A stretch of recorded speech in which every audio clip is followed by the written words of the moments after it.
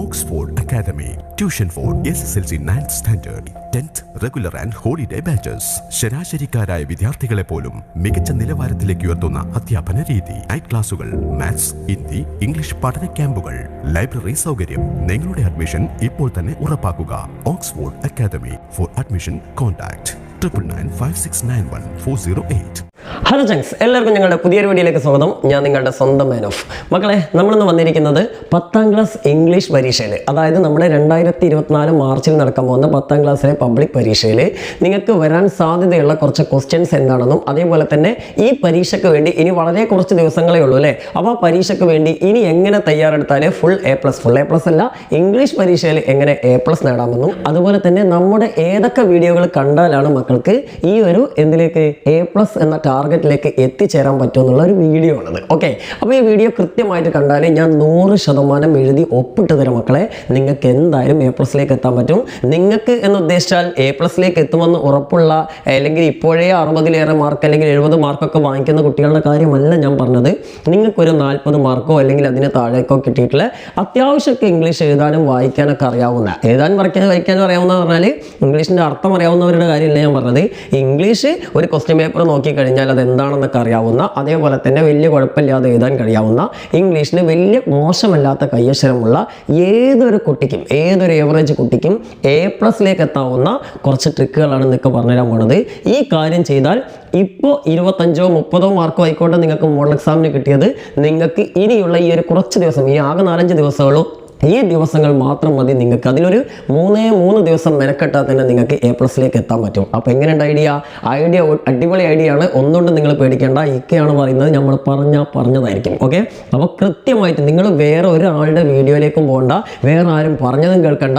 ഇനി ഇത് കേട്ടുകൊണ്ട് ഏതെങ്കിലും സംശയമുള്ള ചങ്ങായി അയ്യോ ഇങ്ങനെയൊക്കെ നടക്കുമെന്ന് ചോദിച്ചാണ് വേറെ ആരോടും ചോദിച്ചാൽ, വല്ല നെഗറ്റീവ് കോളിനോടൊക്കെയാണ് ചോദിക്കുന്നതെങ്കിൽ അയാൾ പറയും ഇതൊന്നും നടക്കാൻ പോണില്ല, ഇങ്ങനൊന്നും ചെയ്താൽ മാർക്ക് കിട്ടാൻ പോണില്ലാന്ന്. അതുകൊണ്ട് ഇങ്ങനെ നെഗറ്റീവ് മൈൻഡുള്ള അല്ലെങ്കിൽ നമ്മളെ വലിയ വിശ്വാസമില്ലാത്ത ആൾക്കാർ തൽക്കാലം വീഡിയോ കാണണമെന്നില്ല. എന്നാൽ ഇനി എനിക്ക് കുറച്ച് സമയമുള്ളൂ, ഇക്കെ പറയുന്ന പോലെ ചെയ്താൽ എനിക്ക് എ പ്ലസ് കിട്ടുമെന്ന് കോൺഫിഡൻ്റ് ഉള്ളവർ ധൈര്യമായിട്ട് എൻ്റെ കൂടെ നിന്നോ. ഉറപ്പാണ് ഞാൻ പറയുന്നു, നിങ്ങൾക്ക് എ പ്ലസ് കിട്ടിയിരിക്കും. ഇനി നമ്മുടെ വീഡിയോയിലേക്ക് കടക്കുന്നതിന് മുമ്പായിട്ട് ഒരു ചെറിയ റിക്വസ്റ്റ് കൂടി പറയാണ്. ഈ വീഡിയോ അത്രയും ഇമ്പോർട്ടൻ്റ് ആണ്. ഒരുപാട് എഫേർട്ട് എടുത്തിട്ട്, ഒരുപാട് എഫേർട്ട് എന്ന് പറഞ്ഞാൽ ഞാനൊന്നും എഴുതി തയ്യാറാക്കിയിട്ടൊന്നുമില്ല. ജസ്റ്റ് ഒരു പേജിൽ ഞാൻ ജസ്റ്റ് എന്തൊക്കെയാണ് വരിക എന്നൊക്കെയുള്ള കാര്യങ്ങളും പഠിക്കാനുള്ള കാര്യങ്ങളും മാത്രമേ പറഞ്ഞിട്ടുള്ളൂ. പക്ഷേ ഇതിലേക്ക് എത്താൻ വേണ്ടി ഞാൻ കുറേ സമയം, ഞാനിപ്പോൾ 2-3 ദിവസമായി കറക്റ്റായിട്ടൊന്ന് പ്രിപ്പയർ ചെയ്യുന്നു, എങ്ങനെയാണ് ഇതൊരു കൃത്യമായ ഒരു പാറ്റേൺ ആക്കിയിട്ട് നിങ്ങളിലേക്ക് എത്തിച്ചേരാന്നുള്ളത്. അപ്പോൾ അതിനുവേണ്ടി കുറച്ച് ഞാൻ ടൈം സ്പെൻഡ് ചെയ്തിട്ടുണ്ട്.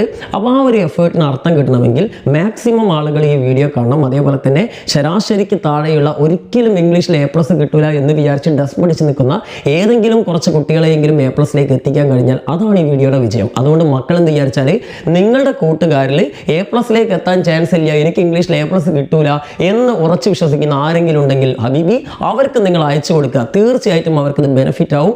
അതിലാരെങ്കിലും ഇതുപോലെ ചെയ്യുകയാണെങ്കിൽ, അതുപോലെ നിങ്ങളും ഇതുപോലെ ചെയ്യുകയാണെങ്കിൽ എ പ്ലസ് കിട്ടിയിരിക്കും. എന്നാൽ പിന്നെ മക്കളെ നമുക്ക് തുടങ്ങാം. ഓക്കെ, അപ്പോൾ ഞാൻ പറഞ്ഞ പോലെ തന്നെ നിങ്ങളുടെ മോഡൽ എക്സാമിനെ ബേസ് ചെയ്തിട്ടുള്ള കുറച്ച് കാര്യങ്ങളാണ് ഞാനിവിടെ എഴുതി കൊണ്ടുവന്നിട്ടുള്ളത്. എഴുതി കൊണ്ടുവരുന്ന കാര്യമായിട്ടൊന്നുമില്ല, ഞാൻ ആകെ കുറച്ച് സാധനങ്ങൾ എനിക്ക് മനസ്സിലാവും, ഓർത്ത് വെക്കാൻ വേണ്ടിയിട്ട് കുറച്ച് സാധനങ്ങൾ എഴുതി വെച്ചിട്ടുള്ളൂ. അപ്പം ഇതിൽ ഫസ്റ്റ് തന്നെ നമുക്ക് വേണമെങ്കിൽ നിങ്ങൾക്ക് മോഡൽ എക്സാമിൻ്റെ ക്വസ്റ്റ്യൻ പേപ്പർ കയ്യിലെടുത്ത് വെക്കാം. അപ്പോൾ ഞാൻ പറയുന്നത് നിങ്ങൾക്ക് കുറച്ചുകൂടി പെട്ടെന്ന് ക്യാച്ച് ചെയ്യാൻ പറ്റും. ഓക്കെ, അപ്പം മോഡൽ എക്സാമിൻ്റെ ക്വസ്റ്റ്യൻ പേപ്പറിൽ മക്കൾക്ക് അറിയാമല്ലോ എന്താണ് 1 മുതൽ 5 വരെയുള്ള ക്വസ്റ്റ്യൻസ് എന്ന് പറഞ്ഞാൽ ടെക്സ്റ്റൽ പാസേജ് ആണ് അല്ലേ. അതായത് നിങ്ങൾക്ക് പഠിക്കാനുള്ള ഏതെങ്കിലും ഒരു ടെക്സ്റ്റ് പാഠഭാഗത്തിലെ കുറച്ച് 5 ക്വസ്റ്റ്യൻസ് തരും, അതിന് 5 മാർക്ക് ഉണ്ടാവും അല്ലേ. ഇതേ പാറ്റേണിൽ തന്നെയാണ് നിങ്ങൾക്ക് പബ്ലിക് എക്സാമിനും വരിക. ഉറപ്പാണ്. നിങ്ങൾ എന്ത് വിചാരിച്ചാൽ ഇക്കെ പറയുന്ന സമയത്ത് ഒരു പബ്ലിക് എക്സാമിന് March 6-നാണല്ലോ നമ്മുടെ പരീക്ഷ നടക്കുന്നത്, അങ്ങനെ തന്നെ അല്ലേ ആണ് തോന്നുന്നുണ്ട് അല്ലേ.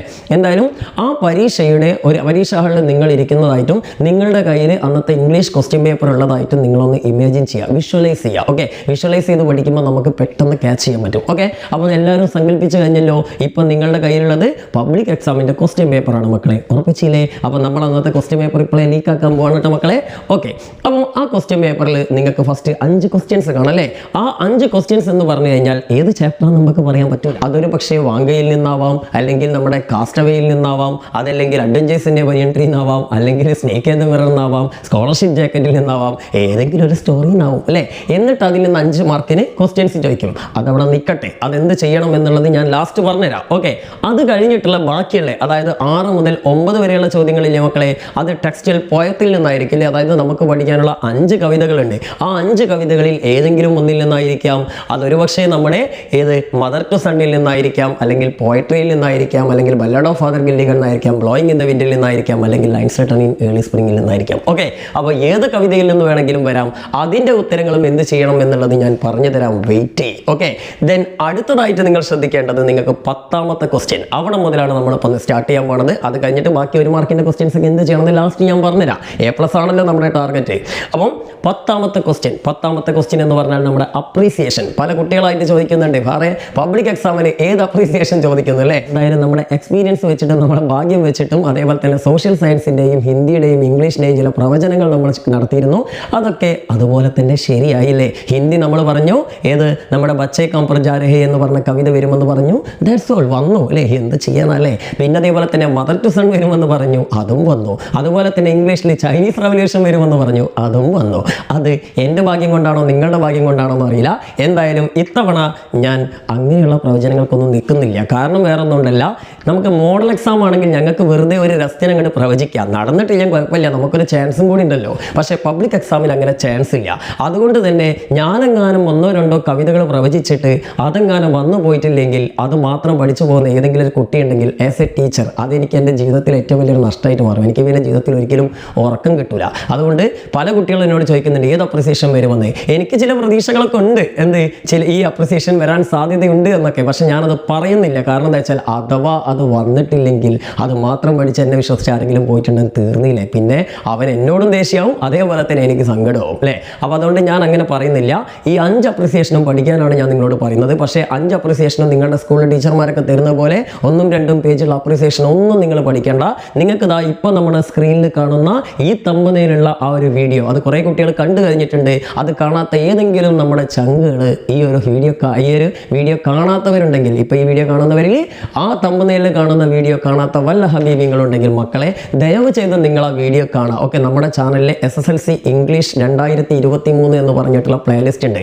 അതല്ലെങ്കിൽ SSLC ഇംഗ്ലീഷ് എന്ന് പറഞ്ഞ വേറൊരു പ്ലേലിസ്റ്റ് ഉണ്ട്. 2 പ്ലേലിസ്റ്റ് ഉണ്ട്. 2023 എന്ന് പറഞ്ഞാൽ പുതിയ പ്ലേലിസ്റ്റ് ആണ്. SSLC ഇംഗ്ലീഷ് എന്ന് മാത്രമല്ല പഴയ പ്ലേലിസ്റ്റ് ആണ്. രണ്ടിലും ഇംഗ്ലീഷിൻ്റെ വീഡിയോസ് ഉണ്ട്. അപ്പോൾ എന്തായാലും ഇതിൽ ഏതെങ്കിലും ഒരു പ്ലേലിസ്റ്റ് തുറന്നു കഴിഞ്ഞാൽ മക്കൾക്ക് ലാസ്റ്റിലേക്ക് നമ്മൾ അപ്ലോഡ് ചെയ്ത വീഡിയോകൾ എടുത്ത് നോക്കിക്കഴിഞ്ഞാൽ ഏറ്റവും താഴേക്ക് സ്ക്രോൾ ചെയ്ത് കഴിഞ്ഞാൽ നിങ്ങൾക്ക് ഈ തമ്പനയിൽ കാണാം. തമ്പനയിൽ നോട്ട് ചെയ്ത് വെച്ചോ, സ്ക്രീൻഷോട്ട് എടുത്ത് വെച്ചോ. ഈ തമ്പനയിലുള്ള വീഡിയോ കണ്ടു കഴിഞ്ഞാൽ അതിൽ നമ്മൾ ഈ 5 പോയത്തിൻ്റെ ഏത് പോം വന്നു കഴിഞ്ഞാലും എഴുതാൻ പറ്റിയിട്ടുള്ള ഉടായിപ്പ് പരിപാടികൾ നമ്മൾ ആ വീഡിയോയിൽ പറയുന്നുണ്ട്.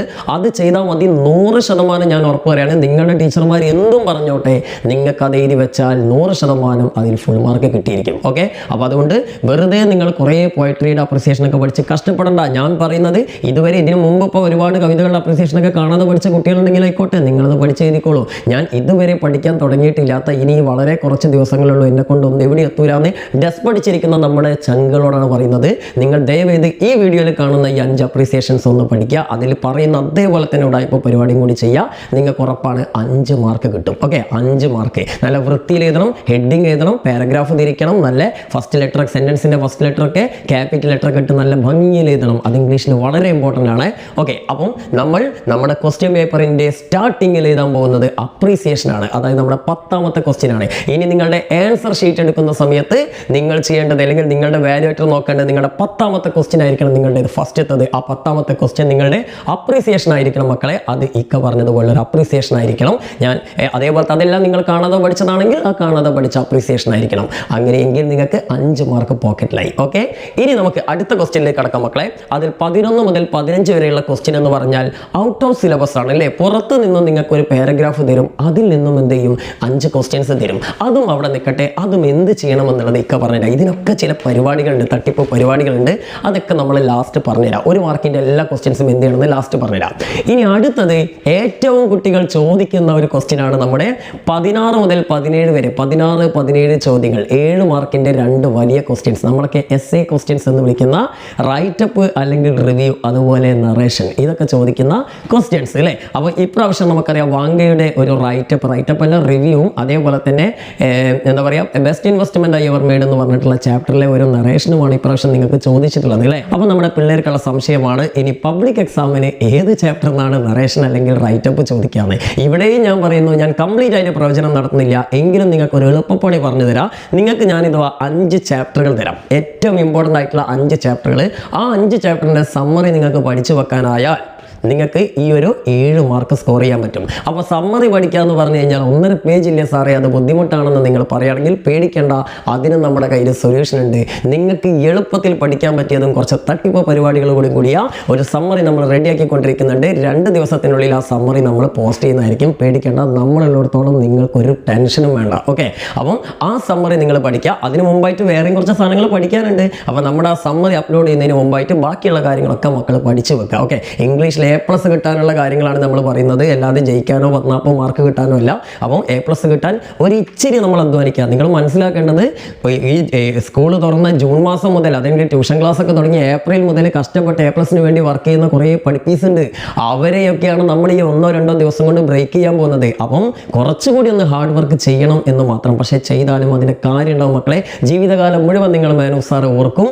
എൻ്റെ ഈ ക്ലാസ് മാത്രം മതി നിങ്ങൾക്ക് നിങ്ങൾ വിചാരിക്കാത്ത ഒരു A+ കിട്ടാൻ. ഓക്കെ, അപ്പം മക്കളെ നമ്മൾ എന്താ ചെയ്യണം, 5 ചാപ്റ്റർ ഞാൻ പറഞ്ഞുതരാം. നിങ്ങളെ കൊണ്ട് പഠിക്കാൻ പറ്റുമെങ്കിൽ ഈ 5 ചാപ്റ്ററിൻ്റെ സമ്മറി പഠിച്ചോ. ഞാൻ പറയുന്നു, നിങ്ങൾ നറേഷനിലേക്ക് പോവണ്ട, നിങ്ങൾ നെറേറ്റീവ് എഴുതണ്ട. നെറേറ്റീവിൻ്റെ പ്രശ്നം എന്താണെന്ന് വിചാരിച്ചാൽ അതിന് നിങ്ങൾ സബ്ജക്റ്റൊക്കെ മാറ്റേണ്ടി വരും. എന്ന് സബ്ജക്റ്റ് കൊടുത്തിട്ട് എഴുതേണ്ടി വരും. അതേപോലെ തന്നെ ഒരു കഥ പറയുന്ന അതിൽ സബ്ജക്റ്റുകളൊക്കെ ചെറിയ ചേഞ്ചസ് ഒക്കെ വരുത്തേണ്ടി വരും. നിങ്ങൾക്ക് ഏറ്റവും നല്ലത് റൈറ്റപ്പ് അല്ലെങ്കിൽ റിവ്യൂ, ഏതെങ്കിലും ഒന്നാണല്ലോ നെറേറ്റീവ് അല്ലെങ്കിൽ വരിക. അപ്പോൾ മിക്കവാറും നിങ്ങൾക്ക് പരീക്ഷയ്ക്ക് ചോദിക്കുക, പബ്ലിക് എക്സാമിന് റൈറ്റപ്പ് ആയിരിക്കും ചോദിക്കുക. ചിലപ്പം നമ്മുടെ വാങ്കയുടെ ചോദിച്ച പോലെ ഏതെങ്കിലും ഒരു ചാപ്റ്ററിൻ്റെ റിവ്യൂയും ചോദിക്കാം. അപ്പോൾ റൈറ്റപ്പ് അല്ലെങ്കിൽ റിവ്യൂ ആണ് നിങ്ങൾക്ക് ചോദിക്കുന്നതെങ്കിൽ സിമ്പിളായിട്ട് ചാപ്റ്ററിൻ്റെ പേര് തന്നെ ടൈറ്റിലായിട്ട് കൊടുത്തിട്ട് നിങ്ങൾക്ക് ആ ചാപ്റ്റർ ആരാണ് എഴുതിയെന്നൊക്കെ പറയും. നമ്മൾ കവിതയുടെ അപ്രിസിയേഷനൊക്കെ എഴുതുന്ന അതേ പാറ്റേണിൽ കവിത ആരാണ് എഴുതിയത് അതിൻ്റെ കഥ അങ്ങോട്ട് സമ്മറി ആയിട്ട് എഴുതിയാൽ മതി. അതായത് സമ്മറി പഠിച്ചു കഴിഞ്ഞാൽ ഈസി ആയിട്ട് നമുക്ക് റൈറ്റപ്പ് അല്ലെങ്കിൽ റിവ്യൂ എഴുതാൻ പറ്റും. ഓക്കെ, അപ്പോൾ ഏറ്റവും ബെറ്റർ അതാണ്. അപ്പോൾ അതുകൊണ്ട് തന്നെ ഞാനിവിടെ 5 ചാപ്റ്ററുകൾ ഞാൻ നിങ്ങൾക്കായിട്ട് തരികയാണ്. ഈ 5 ചാപ്റ്ററിൻ്റെ റിവ്യൂ റിവ്യൂ അല്ല, സമ്മറിയാണ് നിങ്ങൾ പഠിക്കേണ്ടത്. അത് നിങ്ങൾ പഠിച്ചിട്ടില്ലെങ്കിൽ ഓൾറെഡി നമ്മൾ അതിൻ്റെ വലിയ സമ്മറികളൊക്കെ നമ്മുടെ ചാനലിൽ അപ്ലോഡ് ചെയ്തിട്ടുണ്ട്. എന്നാൽ അത് പഠിക്കാൻ ബുദ്ധിമുട്ടുള്ള കുട്ടികളാണെങ്കിൽ മാത്രം അവർക്ക് വേണ്ടി വളരെ ഷോർട്ടായിട്ടുള്ള ഒരു ഉടായ്പ പരിപാടി ഞാൻ കൊണ്ടുവരാം. ഓക്കെ, അപ്പോൾ എന്തായാലും ഏതൊക്കെ ചാപ്റ്റർ എന്ന് പറഞ്ഞുതരാം. ഒന്നാമത്തത് adventures in A banian tree എന്നാണ്. ഓക്കെ, രണ്ടാമത്തത് സ്കോളർഷിപ്പ് ജാക്കറ്റ് ആണ്. മൂന്നാമത്തെ പ്രോജക്ട് ടൈഗർ ആണ്. നാലാമത്തെ കാസ്റ്റവേ ആണ്. അഞ്ചാമത്തെ best investment I ever made ആണ്. ഓക്കെ, ഇത്രയും ചാപ്റ്ററുകളാണ് ഞാൻ നിങ്ങൾക്കായിട്ട് തരുന്നത്. ഇതിലേതെങ്കിലും ഒന്ന് നിങ്ങൾക്ക് നറേഷനിലോ അല്ലെങ്കിൽ റൈറ്റപ്പിലോ അല്ലെങ്കിൽ റിവ്യൂലോ ചോദിച്ചിരിക്കും. അപ്പം ഇതിൽ ഇനിയിപ്പോൾ നറേഷനാണ് ചോദിച്ചെങ്കിലും നിങ്ങളൊന്ന് നോക്കണ്ട, നിങ്ങൾ ഈ റൈറ്റപ്പിന് എഴുതി വെച്ചാൽ മതി, എന്നാലും നിങ്ങൾക്ക് മാർക്ക് കിട്ടും. ഓക്കെ, നറേഷൻ ചോദിച്ചിട്ട് റൈറ്റപ്പ് എഴുതിയേക്കാൻ പറ്റുമോ സാറേ, സമ്മറി എഴുതിക്കാൻ പറ്റുമോ സാറേ എന്നൊന്നും കൊണ്ട് ചോദിക്കേണ്ട. നിങ്ങൾ എഴുതി വെച്ചോ, ധൈര്യമായിട്ട് എഴുതി വെച്ചോ, നിങ്ങൾക്ക് മാർക്ക് കിട്ടും. മാക്സിമം പോയി ഒരു 1/2 മാർക്ക് കുറയും, അത്ര ഉള്ളതിൽ കൂടുതലൊന്നും ഇതിൽ കുറയ്ക്കില്ല. ഓക്കെ, അപ്പം അത് നിങ്ങൾ എന്ത് ചെയ്യുക, എഴുതുക. പക്ഷേ അതെല്ലാം നിങ്ങൾ അടുത്തതായിട്ട് എഴുതേണ്ടതെന്ന് മാത്രം. നമ്മൾ ആദ്യത്തെ ക്വസ്റ്റ്യൻ ആയിട്ട് എന്ത് എഴുതി, നമ്മുടെ അപ്രീസിയേഷൻ എഴുതി. എന്നിട്ട് ഈ 16ാമത്തെ അല്ലെങ്കിൽ 17ാമത്തെ ക്വസ്റ്റ്യൻ അല്ലേ, അതോടെ മാറ്റി വെക്കുക. നിങ്ങളത് പഠിച്ചു വെക്കാനേ ഞാൻ പറയുന്നുള്ളൂ. ഇനി നമ്മൾ അടുത്തത് 18 മുതൽ 20 വരെയുള്ള ക്വസ്റ്റ്യൻ ഉണ്ട്. 18, 19, 20 ക്വസ്റ്റ്യൻ പേപ്പറിലേക്ക് നോക്ക് മക്കളെ. അതിൽ നിങ്ങൾക്ക് ഓപ്ഷൻ ഉണ്ട് അല്ലേ, അതിലേതെങ്കിലും 2 അറ്റൻഡ് ചെയ്താൽ മതി. 3 ക്വസ്റ്റ്യൻ ഉണ്ട്, അതിലേതെങ്കിലും 2 അറ്റൻഡ് ചെയ്താൽ മതി. ആ 3 ക്വസ്റ്റ്യൻ ഏതൊക്കെയാണ് മക്കളെ? ഒന്നൊരു നോട്ടീസാണ്, മറ്റൊന്ന് ഡയറിയാണ്, മറ്റൊന്ന് ലെറ്ററാണ്. ഇതേ പാറ്റേൺ തന്നെയായിരിക്കും നിങ്ങൾക്ക് പബ്ലിക് എക്സാമിനും ചോദിക്കുക. അപ്പോൾ മക്കൾ എന്ത് ചെയ്യണമെന്ന് അറിയോ, ഈ 3 എണ്ണത്തിൻ്റെയും ഫോർമാറ്റ് ഒന്ന് പഠിച്ചു വെക്കണം. ഓക്കെ, ഇതെന്തിനാണ് 3 എണ്ണം പഠിക്കുന്നതെന്ന് അറിയോ, പറഞ്ഞുതരാം, വെയിറ്റ് ചെയ്യേ. ഇതിൽ നിങ്ങൾക്ക് ഏറ്റവും കൂടുതൽ മാർക്ക് ഈസി ആയിട്ട് കിട്ടാനും നിങ്ങൾക്ക് ഏറ്റവും എളുപ്പത്തിൽ പഠിക്കാനും പറ്റിയ നോട്ടീസാണ്. ഓക്കെ, നോട്ടീസിനെ കുറിച്ച് നിങ്ങൾക്ക് പഠിക്കണം മക്കളെ. നോട്ടീസ് ഇപ്പോൾ പറഞ്ഞുതരാം എന്താ വഴി എന്നുള്ളത്. എന്തായാലും നോട്ടീസ് നിങ്ങൾ പഠിക്കണം. ഓക്കെ, പിന്നെ അടുത്തത് ഡയറി. രണ്ടാമത് നിങ്ങൾക്ക് എളുപ്പത്തിൽ മാർക്ക് വാങ്ങാൻ പറ്റിയിട്ടുള്ളത് ഡയറിയാണ്. ഡയറിക്കും എന്താ പരിപാടി, എങ്ങനെ പഠിക്കാമെന്നുള്ളത് ഞാനിപ്പോൾ പറഞ്ഞുതരാം. ഡയറി എന്ന് കേൾക്കുമ്പോൾ ഞെട്ടണ്ട, അയ്യോ ജോണിൻ്റെ ഡയറി പഠിക്കണമല്ലോ, മറ്റേ ഹോമിയോപ്പതിൻ്റെ ഡയറി പഠിക്കണമല്ലോ, ആ ഡയറി പഠിക്കണമല്ലോ, ഈ ഡയറി പഠിക്കണമല്ലോ പറഞ്ഞ് ടെൻഷൻ അടിക്കേണ്ട, ബേജാറാവേണ്ട. ഇപ്പം എന്നൊക്കെ എല്ലാത്തിനും പരിപാടിയുണ്ട്. എന്താ ചെയ്യേണ്ടതെന്ന് ഞാൻ പറഞ്ഞുതരാം. ഇനി അടുത്ത ലെറ്ററാണ് അല്ലേ. അപ്പോൾ ലെറ്ററും ഒരുപാട് ആൾക്കാരുടെ ലെറ്റർ പഠിക്കണമല്ലോ എന്ന് വിചാരിച്ച് ടെൻഷൻ അടിക്കേണ്ട. ഈ 3 എണ്ണവും പഠിക്കാനുള്ള എളുപ്പ പണി ഇതാ ഇപ്പം നിങ്ങൾ സ്ക്രീനിൽ കാണുന്ന ഈ തമ്പനയിലുള്ള ഈ വീഡിയോ കണ്ടു കഴിഞ്ഞാൽ, ഓക്കെ, കഴിഞ്ഞ തവണ ഏറ്റവും കൂടുതൽ കുട്ടികളെ A+ എത്തിച്ചൊരു വീഡിയോ ആണ്. അപ്പം ഈ വീഡിയോ ഇത്തവണ നിങ്ങളെയും രക്ഷിക്കണം. ഓക്കെ, ഈ വീഡിയോയിൽ എൻ്റെ മക്കൾ വിശ്വാസം അർപ്പിച്ചോ, ഉറപ്പാണ് ഈ വീഡിയോ നിങ്ങളെ സഹായിച്ചിരിക്കും. ഇതിനകത്ത് ഒരുപാട് വീഡിയോകളുണ്ട്, ഒരുപാട് ഡിസ്കോഴ്സുകളുടെ വീഡിയോകളുണ്ട്. പക്ഷേ അതിൽ ഞാൻ പറയുന്നു, നിങ്ങൾ എന്ത് ചെയ്യുക, അതിലുള്ള നോട്ടീസ് എങ്ങനെയാണ് നോട്ടീസ് ഉണ്ടാക്കുക എന്നുള്ളത് അതിൽ നോക്കിയിട്ട് കൃത്യമായിട്ട് പഠിക്കുക. അതിൽ പലതരം നോട്ടീസുകൾ ഉണ്ടാക്കുന്ന ഉടായിപ്പോൾ പരിപാടികളുണ്ട്, അത് നോക്കിയിട്ട് പഠിക്കുക, എല്ലാം പഠിക്കണം. ആ വീഡിയോയിലുള്ളത് ഒഴിവാക്കരുതേ. പിന്നെ അതേപോലെ തന്നെ ഈ വീഡിയോയിലൂടെ ഇപ്പോഴും ഡയറി എഴുതാൻ, ഏത് ദുനിയാവിലെ ഏതൊരാളുടെ ഡയറി, നിങ്ങൾക്ക് പാഠപുസ്തകത്തിൽ ഇല്ലാത്ത ചങ്ങായിൻ്റെ ഡയറി ചോദിച്ചു കഴിഞ്ഞാലും എങ്ങനെ എഴുതണമെന്ന് അതിലുണ്ട്. ഓക്കെ, അപ്പോൾ അതുകൊണ്ട് ആ ഡയറി ഉടായ്പിലൂടെ പഠിക്കാറുള്ള ഡയറി ഇതിൽ നോക്കി പഠിക്കുക. പിന്നെ ലെറ്റർ, ഇതേപോലെ തന്നെ ഏത് കഥാപാത്രത്തിൻ്റെ ലെറ്റർ ചോദിച്ചാലും എഴുതാനുള്ള ഫോർമാറ്റ്, ലെറ്ററിൻ്റെ ഫോർമാറ്റും ഇതിനകത്തുണ്ട്. മനസ്സിലായില്ലേ? ഇനി നിങ്ങൾ ആൻസർ പേപ്പറിൽ എന്താ ചെയ്യേണ്ടതെന്ന് പറഞ്ഞുതരാം. ആദ്യം നമ്മൾ 10ാമത്തെ ക്വസ്റ്റ്യൻ അറ്റൻഡ് ചെയ്തു. അടുത്തതായിട്ട് നിങ്ങൾ അറ്റൻഡ് ചെയ്യേണ്ടത് ഈ 18ാമത്തെയോ 19ാമത്തെയോ 20ാമത്തെയോ ക്വസ്റ്റ്യൻ ആണ്. അതായത് ആദ്യം നിങ്ങൾ നോട്ടീസ് അറ്റൻഡ് ചെയ്യുക. രണ്ടാമതായിട്ട് നിങ്ങൾ അറ്റൻഡ് ചെയ്യേണ്ടത് നോട്ടീസാണ്. അതിന് ഫുൾ മാർക്ക് നിങ്ങൾക്ക് എന്തായാലും കിട്ടും. അത് കിട്ടണമെങ്കിൽ ഈ വീഡിയോ കണ്ടിട്ടൊന്ന് പഠിക്കണമെന്ന് മാത്രം. ഓക്കെ, സിമ്പിളായിട്ട് വരച്ച് പഠിക്കണം. നല്ല വൃത്തിയിൽ ഒരു പേജ് മൊത്തം നിങ്ങളുടെ നോട്ടീസ് ആയിരിക്കണം. അതെങ്ങനെ ചെയ്യണം എന്നൊക്കെ വീഡിയോയിലുണ്ട്. ഓക്കെ, അത് കണ്ട് പഠിച്ചവരാണെങ്കിൽ ആ പണി കുറഞ്ഞു കിട്ടി. എല്ലാത്ത മക്കളെ നോക്കിയിട്ട് പഠിക്കുക. ഓക്കെ, അപ്പോൾ നിങ്ങൾക്ക് ഇപ്പോൾ ഓൾറെഡി സ്കൂളിലെ ടീച്ചർമാരൊക്കെ എന്തെങ്കിലുമൊക്കെ നോട്ടീസ് തന്നിട്ടുണ്ടാവും. ഈ നോട്ടീസായിട്ട് ഒന്ന് കമ്പയർ ചെയ്ത് നോക്കുക. ഇതിൽ നിന്ന് എന്തെങ്കിലും വലിയ വ്യത്യാസങ്ങളൊക്കെ ഉണ്ടെങ്കിൽ ദയവേത് ആ നോട്ടീസ് മറന്നിട്ട് ഈ നോട്ടീസ് പഠിക്കുക. ഇത് SCERT പാറ്റേൺ ആണ്. ഈ പാറ്റേണിലാണെങ്കിൽ നിങ്ങളെ കുറച്ച് ഇംപ്രഷനും കിട്ടും, നിങ്ങൾക്ക് കൂടുതൽ മാർക്കും കിട്ടും. ഓക്കെ, അപ്പോൾ എന്തായാലും നോട്ടീസ് പഠിക്കുന്നു. അതിനുശേഷം അതിന് നമുക്ക് 5 മാർക്ക് കിട്ടുന്നു. അപ്പോൾ നമുക്ക് ടോട്ടൽ 10 മാർക്കായില്ലേ മക്കളെ. ഇനി അടുത്ത ഡയറിയാണ് നേരെ ഇതിൻ്റെ 3ാമത്തെ ക്വസ്റ്റ്യൻ. നിങ്ങൾ ഇതിൻ്റെ ഡയറിയാണ്. ആ ഒരു പാറ്റേണിൽ ഡയറി എഴുതുന്നു. നിങ്ങൾ വിചാരിക്കും ഉടായ്പിലൂടെ എഴുതുന്നത് നിങ്ങൾക്ക് ഫുൾ മാർക്ക് കിട്ടൂലെന്ന്. പക്ഷേ നിങ്ങൾ പേടിക്കേണ്ട, നിങ്ങൾക്ക് അവിടെ ഫുൾ മാർക്ക് കിട്ടുന്നതായിരിക്കും. അപ്പോൾ നിങ്ങൾക്ക് കിട്ടുന്നു 15 മാർക്ക്. ഇനി അടുത്തതായിട്ട് നിങ്ങൾ ലെറ്റർ എഴുതരുത്. ഓക്കെ, അടുത്തായിട്ട് നിങ്ങൾ ലെറ്റർ എഴുതരുത്. കാരണം 3ൽ 2 എഴുതാനേ നിങ്ങളോട് പറഞ്ഞിട്ടുള്ളൂ. ലെറ്റർ നിങ്ങൾ ഉടായ്പ പഠിച്ചു വെച്ചില്ലേ മക്കളെ, അതവിടെ പെൻഡിങ്ങിൽ വെക്ക്, ആവശ്യമുണ്ട്. ഓക്കെ, അപ്പോൾ നിങ്ങൾ 18ാമത്തെ ക്വസ്റ്റ്യൻ ആണ് ലെറ്റർ വരുന്നതെങ്കിൽ അതവിടെ വെയിറ്റ് ചെയ്യുക, അതവിടെ വെക്കട്ടെ. ഓക്കെ, നമുക്ക് ആവശ്യമുണ്ട്. ഇനി നമ്മൾ അടുത്ത ചോദ്യത്തിലേക്ക് കടക്കുന്നു. ഏതാണ്? 18ാമത്തെ ഞാൻ ഉദ്ദേശിച്ചത് 20ാമത്തെ അല്ല, 20ാമത്തെ ആയിരിക്കും മിക്കവാറും ലെറ്റർ. ദെൻ അടുത്തത് നമ്മൾ 21ാമത്തെ ചോദ്യത്തിലേക്ക് കടക്കുകയാണ്. 21, 22, 23, 24, 25 ഇതൊരു സെറ്റാണ്. 6 മാർക്കിന്റെ ചോദ്യങ്ങളുടെ സെറ്റാണ് അല്ലേ. ഇതിൽ 21ാമത്തെ ചോദ്യം നിങ്ങൾക്ക് ഒരു പ്രൊഫൈലായിരിക്കും. ചോദ്യ പേപ്പർ നോക്കൂ മക്കളെ, ഒരു പ്രൊഫൈലല്ലേ. ഇതുപോലെ ഒരു പബ്ലിക് എക്സാമിന് നിങ്ങൾക്ക് ഒരു പ്രൊഫൈൽ വരും. ഏതെങ്കിലും ഒരു കോൺസെപ്റ്റ് അല്ലേ, നിങ്ങൾക്ക് പഠിക്കാനുള്ള ഏതെങ്കിലും ഒരു റൈറ്ററുടെ ഒരു പ്രൊഫൈലായിരിക്കും തയ്യാറാക്കാനുണ്ടാവുക. അപ്പം ഇതേ വീഡിയോ, അതായത് നമ്മുടെ സ്ക്രീനിൽ കാണുന്ന ഇതേ ഉടായ്പ വീഡിയോക്കകത്ത് നിങ്ങൾക്ക് പ്രൊഫൈലും ഉണ്ടാക്കുന്ന രീതി കൃത്യമായിട്ട് പറയുന്നുണ്ട്. വളരെ സിമ്പിളായിട്ട് ഏത് ഡൗൺവേർഡ് എത്ര ശരാശരിയിൽ താഴെയുള്ള കുട്ടിയായാലും ആ കുട്ടിക്ക് ഈസി ആയിട്ട് ചെയ്യാൻ പറ്റിയ പ്രൊഫൈലിൻ്റെ മാതൃക ഇതിലുണ്ട്. നിങ്ങൾ ഈ മോഡൽ എക്സാമിൻ്റെ ക്വസ്റ്റ്യൻ തന്നെ അത് പ്രകാരം ഒന്ന് ചെയ്ത് പ്രാക്ടീസ് ചെയ്താൽ മതി. അങ്ങനെ 1-2 ക്വസ്റ്റ്യൻസ് പ്രാക്ടീസ് ചെയ്ത് പഠിക്കണം. അല്ലാതെ ഇതൊന്നും കാണാൻ പഠിച്ചുകൊണ്ട് കാര്യമില്ല, ചെയ്ത് പഠിക്കണം. ഇനിയുള്ള 3 ദിവസങ്ങൾ കൊണ്ടെങ്കിലും അത് നിങ്ങൾ ചെയ്ത് പഠിക്കുക. അപ്പം ആ ഒരു പ്രൊഫൈലും കൂടി വീഡിയോ നോക്കിയിട്ട് നിങ്ങൾ പഠിച്ചു കഴിഞ്ഞാൽ നിങ്ങൾക്ക് ഒരു 6 മാർക്കും കൂടി കിട്ടി. അപ്പം മക്കളെ നമുക്ക് 15 + 6 21 മാർക്ക് കിട്ടിയില്ലേ. നമ്മൾ ആകെ 4 ക്വസ്റ്റ്യനെ അറ്റൻഡ് ചെയ്തിട്ടുള്ളൂ. 4 ക്വസ്റ്റ്യൻ അറ്റൻഡ് ചെയ്തപ്പോൾ നമുക്ക് 21 മാർക്ക് കിട്ടി. നമ്മൾ 3ഓളം പേജുകൾ കടന്നു കഴിഞ്ഞു അല്ലേ. ആദ്യത്തെ ഒരു പേജ് ഫുള്ള് നമ്മുടെ അപ്രീസിയേഷൻ വന്നു കഴിഞ്ഞു. 2ാമത്തെ പേജ് മൊത്തം നമ്മുടെ നോട്ടീസ് വന്നു കഴിഞ്ഞു. 3ാമത്തെ പേജിൻ്റെ പകുതിയോളം നമുക്ക് ഡയറി വന്നു കഴിഞ്ഞു. 4ാമത്തെ പേജോളം നമുക്ക്, അല്ലെങ്കിൽ 3ാമത്തെ പേജ് തന്നെ കംപ്ലീറ്റ് ആയിട്ട് നമ്മൾ എന്തും വന്നു കഴിഞ്ഞു, നമ്മുടെ ഈ പ്രൊഫൈലും വന്നു കഴിഞ്ഞു. അപ്പോൾ 3 പേജ് കംപ്ലീറ്റ് നിറഞ്ഞപ്പോഴേക്കും നിങ്ങൾക്ക് 21 മാർക്ക് കിട്ടി. നിങ്ങളെക്കുറിച്ച് വലിയൊരു ഇംപ്രഷൻ നമ്മുടെ ടീച്ചർക്ക് വരികയാണ്. ഇവനാൾ കൊള്ളാമല്ലോ, എഴുതിയെല്ലാം അടിപൊളി, സൂപ്പർ, നല്ല വൃത്തിയിൽ ബോക്സൊക്കെ വരച്ച് നല്ല അടിപൊളിയായിട്ടാണ് ഈ ക്വസ്റ്റ്യൻസ് ഒക്കെ അറ്റൻഡ് ചെയ്തിരിക്കുന്നത്. ഡയറി ബോക്സ് ആക്കണം, നോട്ടീസ് ബോക്സ് ആക്കണം, പ്രൊഫൈൽ ബോക്സ് ആക്കണം, അതേപോലെ തന്നെ അപ്രീസിയേഷൻ ബോക്സ് ആക്കണ്ട. ഓക്കെ, ബോക്സ് ആക്കിയാലും കുഴപ്പമൊന്നുമില്ല, ആക്കണ്ട. ഓക്കെ, നിങ്ങൾ അപ്രീസിയേഷൻ ഹെഡിങ് ഒക്കെ വരച്ചിട്ട് ഹെഡിങ്ങിനൊക്കെ വരച്ചിട്ട് പാരഗ്രാഫ് തിരിക്കണം. അത് മാത്രം ശ്രദ്ധിച്ചാൽ മതി. ഓക്കെ, ആവശ്യമില്ലാത്ത പണിയെടുക്കണ്ട, ആവശ്യമുള്ള പണിയെടുക്കണം. ഓക്കെ, ഇനി അടുത്തതായിട്ട് ശ്രദ്ധിക്കേണ്ടത് നമ്മുടെ അടുത്ത ക്വസ്റ്റ്യൻ ഏതാ? Character sketch. അതിനകത്ത് പാരഗ്രാഫും സാധനങ്ങളൊക്കെ ഉണ്ട്. അതൊന്നും നമ്മൾ പഠിക്കുന്നില്ല. കുറേ കുട്ടികൾ എന്നോട് ചോദിക്കുന്നുണ്ട്, റിപ്പോർട്ട് റൈറ്റിംഗ് തരുമോ സാറേ, പാരഗ്രാഫ് റൈറ്റിംഗ് തരുമോ? ഇതൊന്നും വേണ്ടടോ, ഇതിനൊന്നും ആവശ്യമില്ല. ഇതൊന്നുമില്ല, നിങ്ങൾക്ക് A+ കിട്ടും. ഓക്കെ, അടുത്തതായിട്ട് നിങ്ങൾ പഠിക്കാൻ പോകുന്നത് ക്യാരക്ടർ സ്കെച്ചാണ്. അപ്പം മക്കളെ നോക്കൂ സ്ക്രീനിൽ മറ്റൊരു വീഡിയോ, ക്യാരക്ടർ സ്കെച്ച്. ഇന്നലെ നമ്മൾ ചെയ്ത വീഡിയോ ആണ്. ഈ വീഡിയോ നിങ്ങൾ കണ്ടിട്ടുണ്ടെങ്കിൽ, ഇതും കുറേ മക്കൾ കണ്ടു കഴിഞ്ഞതാണ്. പക്ഷേ കണ്ടു കഴിഞ്ഞവർ പഠിച്ചിട്ടുണ്ടോ എന്ന് എനിക്കറിയില്ല. വെറുതെ വായും പൊളിച്ചും കണ്ട് നോക്കി കഴിഞ്ഞാൽ നിങ്ങൾക്ക് പഠിക്കാനൊന്നും പറ്റില്ല.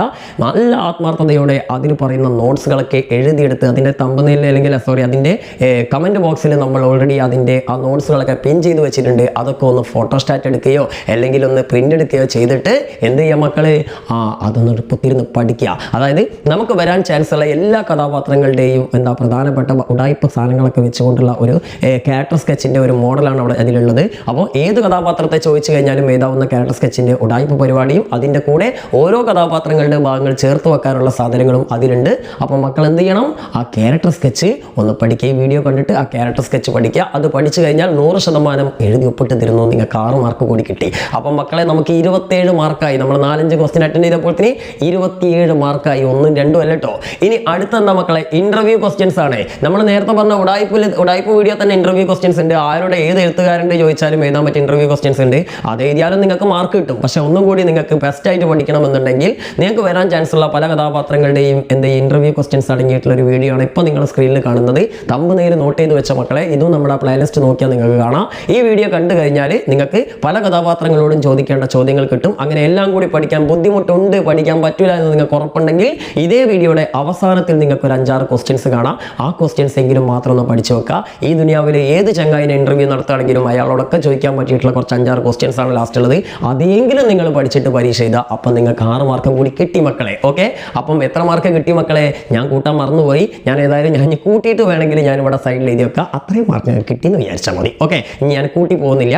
എന്തായാലും ഇപ്പം തന്നെ അത്യാവശ്യം വളർച്ച മാർക്ക് കിട്ടിയില്ലേ? C+ന്റെ മേനക്കൊക്കെ മാർക്ക് കിട്ടിയെന്നാണ് ഞാൻ പ്രതീക്ഷിക്കുന്നത്.